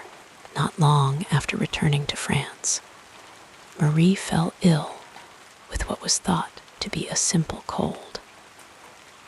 But her body, weakened by decades of radiation exposure, could not fight it off. On July 4, 1934, in a small sanatorium in the French Alps, she passed away. The official cause was aplastic anemia, a condition caused by prolonged exposure to radiation. In the end, it was the very thing she had devoted her life to studying that had taken her from the world. The news of her death sent ripples across the globe. Tributes poured in from scientists, statesmen, and ordinary people whose lives had been touched by her work. But perhaps the most fitting memorial was the one she had built herself, the Radium Institute, where her research would live on in the hands of those she had taught. Iron, now a respected scientist in her own right, took up her mother's mantle, ensuring that the laboratory remained a beacon of discovery. Just a year after Marie's death, Iron and her husband, Frédéric Joliot, would win the Nobel Prize in Chemistry for their work on artificial radioactivity, a discovery that grew directly from the foundations Marie had laid. Marie's legacy, of course, extended far beyond her own discoveries.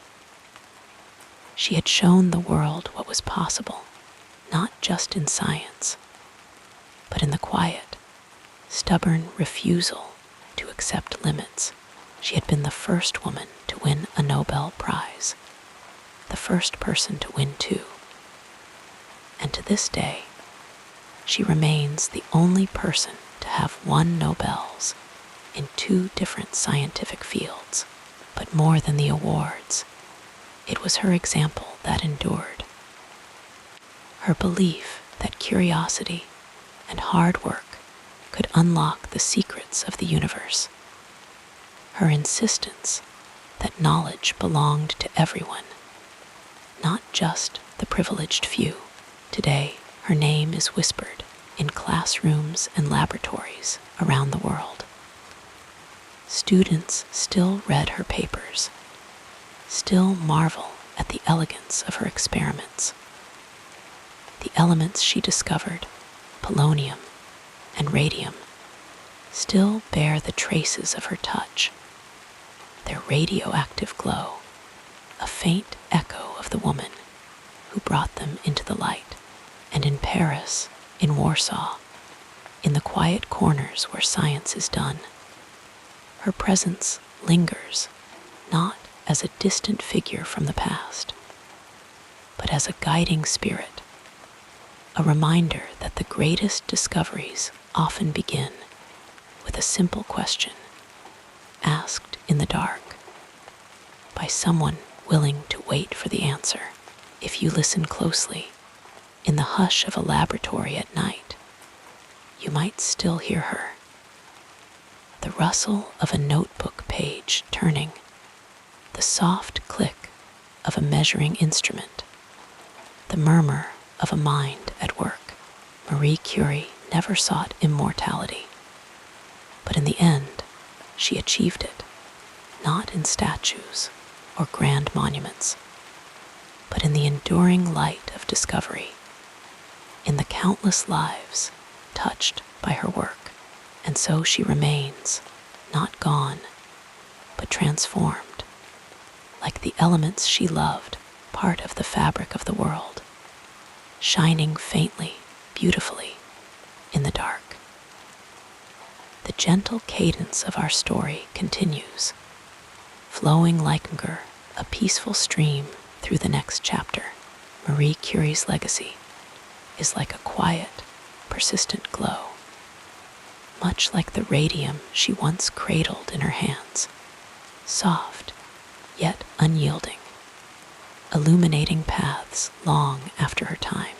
Her influence did not fade with the closing of her laboratory doors or the turning of the last page in her notebooks. Instead, it seeped into the very foundations of modern science, shaping minds and movements in ways both seen and unseen. In the years that followed her death, young scientists, especially women, found in Marie a kindred spirit, a beacon proving that brilliance knew no gender. One such woman was Rosalind Franklin, whose X-ray diffraction images of DNA were pivotal in uncovering its double helix structure. Like Marie, Franklin worked in a world often unkind to women in science. Yet she pressed forward with with the same quiet determination. Her contributions only fully recognized posthumously.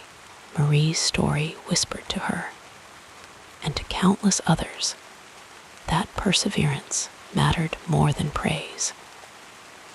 Then there was Lise Meitner, the physicist who unlocked the secrets of nuclear fission, though her colleague Otto Hahn received the Nobel Prize for their joint discovery. It was Meitner's insight that had illuminated the path. Like Marie, she had worked in shadows, her name sometimes omitted, her voice sometimes unheard. Yet Marie's legacy reminded her, and reminds all who come after, that discovery is its own reward, even when the world is slow to acknowledge it. Beyond individuals, entire institutions carry Marie's torch.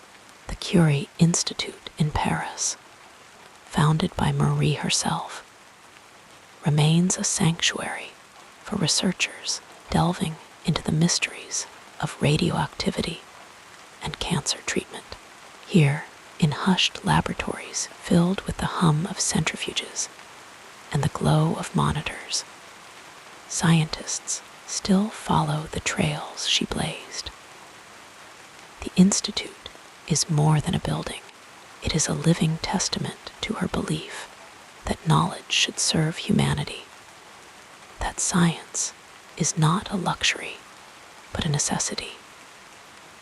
In Warsaw, where she was born Maria Skłodowska, her spirit lingers in the university that bears her name.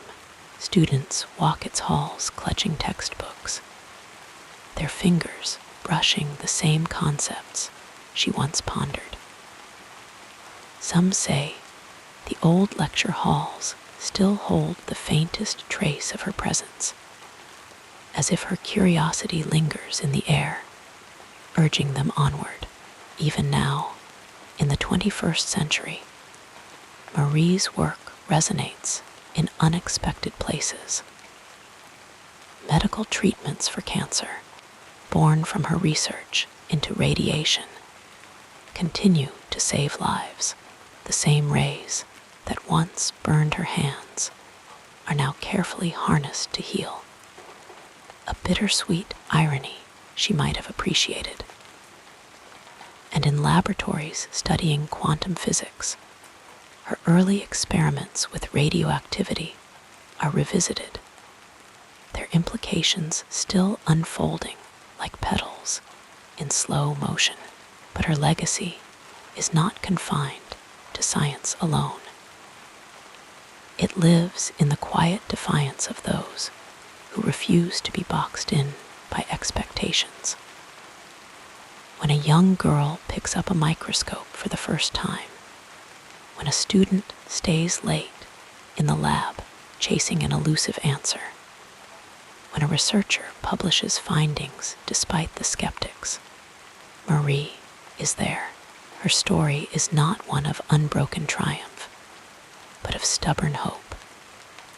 She faced scorn, poverty, loss, yet never let the world dictate her limits. Over time, some of her ideas have been challenged, as all scientific truths must be. The dangers of radioactivity, which she herself suffered from, are now better understood. The same element that shimmered beautifully in her vials could also bring harm, a duality she acknowledged in her later years.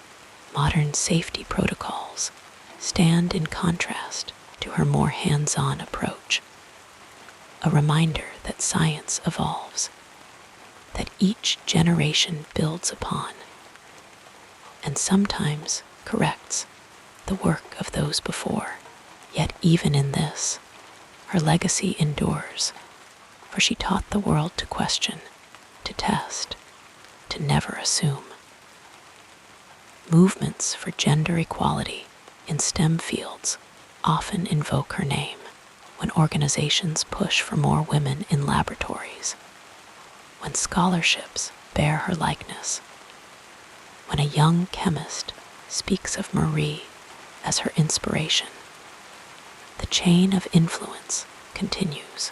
She could not have known, in those cold Parisian nights, just how far her light would travel. But it did, and it does, flickering in the determined eyes of those who come after.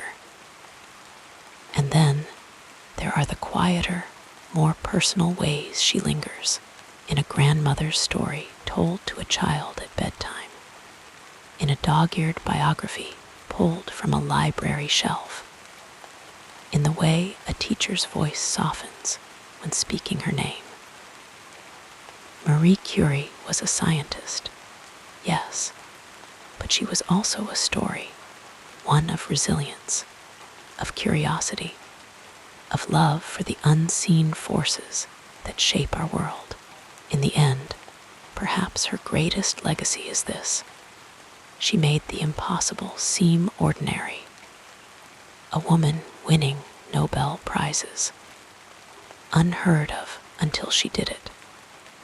A mother balancing family and groundbreaking research, improbable until she lived it.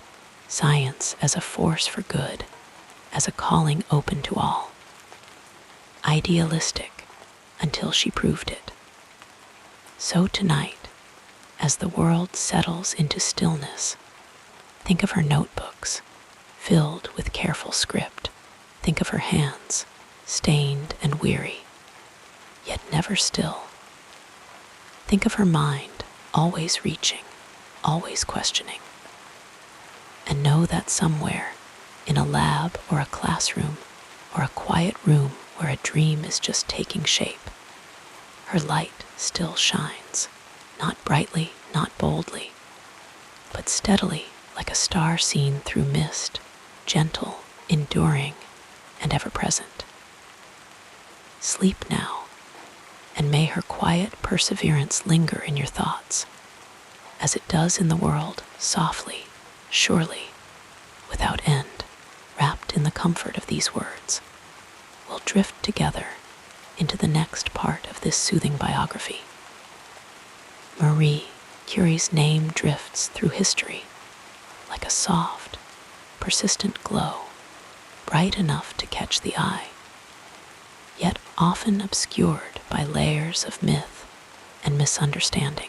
The stories told about her tend to smooth out the rough edges, to simplify the struggles and sacrifices that defined her journey.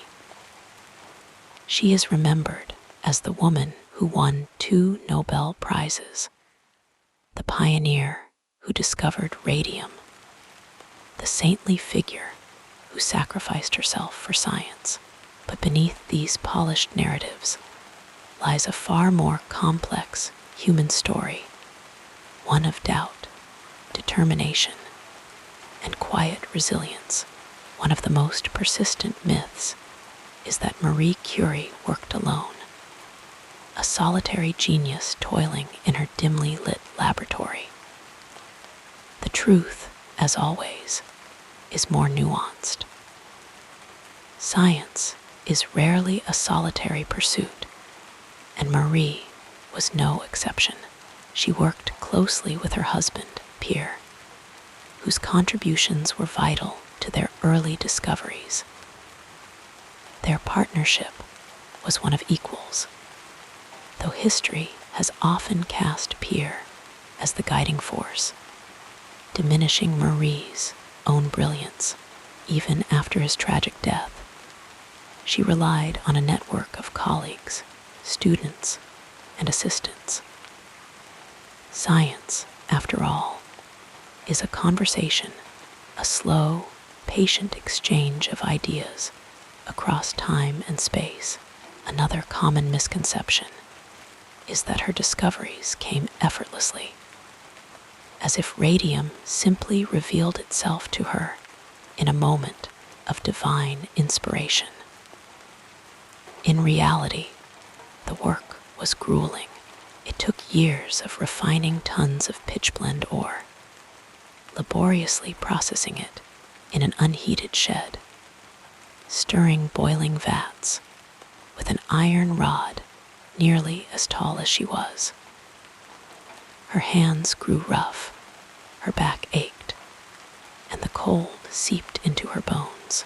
There was no instant revelation, only the slow, steady accumulation of evidence, the careful weighing of possibilities.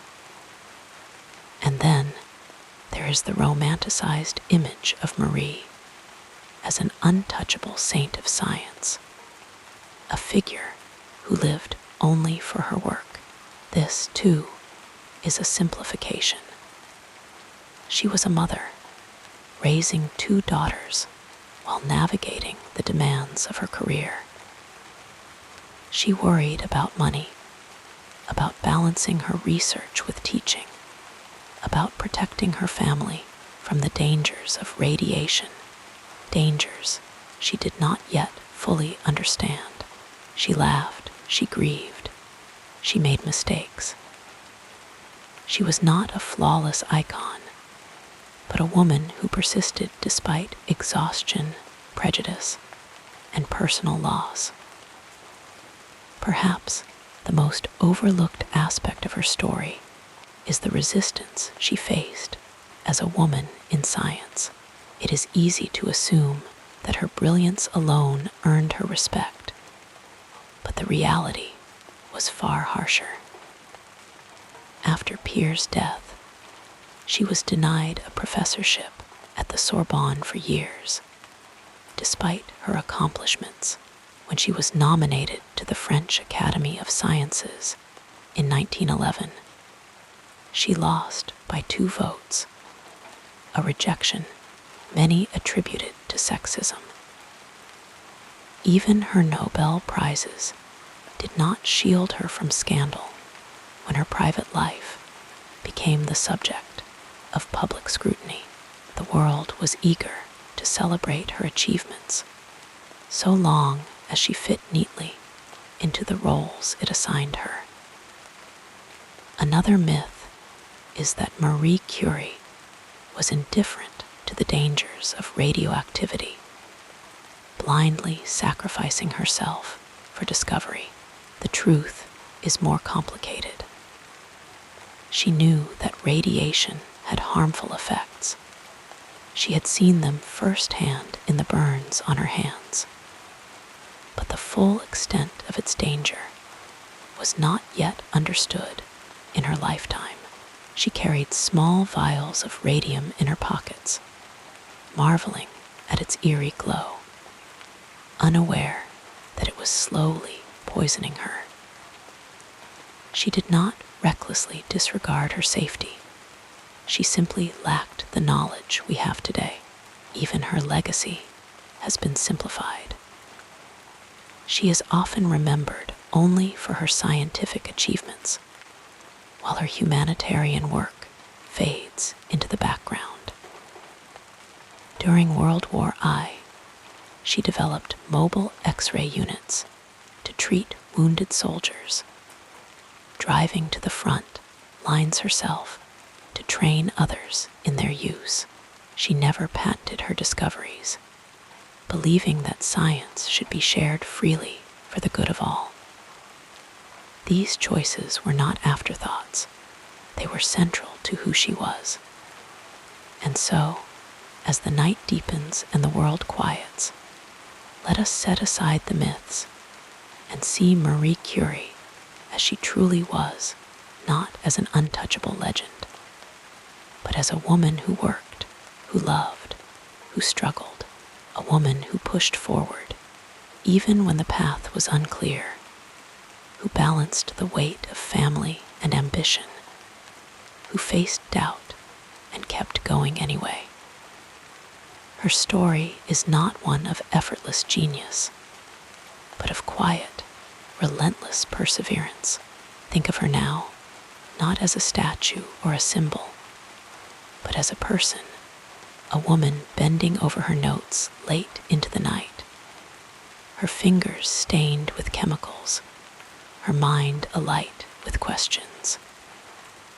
Think of her laughter, her fatigue, her stubborn hope, and as sleep begins to claim you, remember that her greatest legacy is not just what she discovered, but how she lived steadily, purposefully, undeterred by the myths that would later try to define her.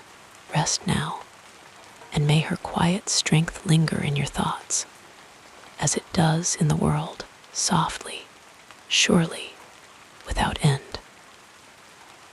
Now, as we continue our gentle journey through this remarkable life, let us explore the next chapter as we drift toward the close of Marie Curie's story. Let us linger for a moment in the quiet of her legacy, the soft, persistent hum of her influence that still reverberates through the world today. She was not just a scientist, not merely a name in a textbook or a face on a coin, but a woman who carried the weight of curiosity like a lantern in the dark, illuminating paths no one had walked before. Her life was a testament to the power of patience, to the quiet determination that builds greatness not in a single burst of brilliance, but in the slow, steady accumulation of effort, day after day, year after year. Think of the way she moved through the world, her hands always busy, her mind always turning over problems like pebbles in a stream. She did not rush. She did not demand recognition. She simply worked, with a focus so deep it seemed to bend time around her. In those long nights in her laboratory, surrounded by the faint glow of radium, she was not thinking of fame or glory. She was thinking of the next question, the next experiment, the next small step forward. And it is in those small steps that her true legacy lies. Today, we remember Marie Curie not only for what she discovered, but for how she changed the way we see the world. She taught us that the unseen can be real, that the invisible can shape our lives in profound ways. The radiation she studied is now used to heal, to diagnose, to save lives in hospitals around the globe. The scientific rigor she embodied continues to inspire researchers to approach the unknown with both caution and courage. And perhaps most enduring of all, she showed us that knowledge is not the province of any one gender, any one nation, any one kind of person. It belongs to those who are willing to work for it, to question, to persist. But beyond the facts and figures, beyond the Nobel Prizes and the periodic table, Marie Curie's life whispers something even more important, that greatness is human, that it is built not in isolation, but in the messy, beautiful interplay of love and labor, of grief and grit. She lost her beloved peer too soon, raised her daughters alone, faced suspicion and prejudice as a woman in a field dominated by men, and yet she kept going. Not with the dramatic flourish of a hero in a story, but with the quiet resolve of someone who simply could not imagine stopping. That is how we might best honor her, not by placing her on a pedestal, but by recognizing the very ordinary, very human qualities that made her extraordinary, her stubbornness, her curiosity, her willingness to be wrong, to start again, to sit with a problem until it yielded its secrets. These are things we all carry within us in some small measure, and so, in a way, her legacy is not just in the science she advanced, but in the example she set, that a life lived with purpose, no matter how quiet, can ripple outward in ways we may never fully see. As the night deepens and the world grows still, let yourself imagine her as she was not the marble figure of history, but the woman in a worn lab coat, her hair pinned hastily back, her eyes tired but bright with thought. Picture her pausing just for a moment to look out the window at the stars, wondering what else the universe might be hiding, then returning to her work, her pen scratching across the page, her mind reaching always, always forward. And now, as sleep begins to settle over you like a soft blanket, let her story linger in your thoughts, not as a lesson to be analyzed, but as a gentle reminder of what it means to live with quiet determination, to move through the world with curiosity and care, to leave behind not just discoveries, but a way of being that others can carry forward in their own time, in their own way. May you rest as deeply as she worked, as peacefully as she dreamed.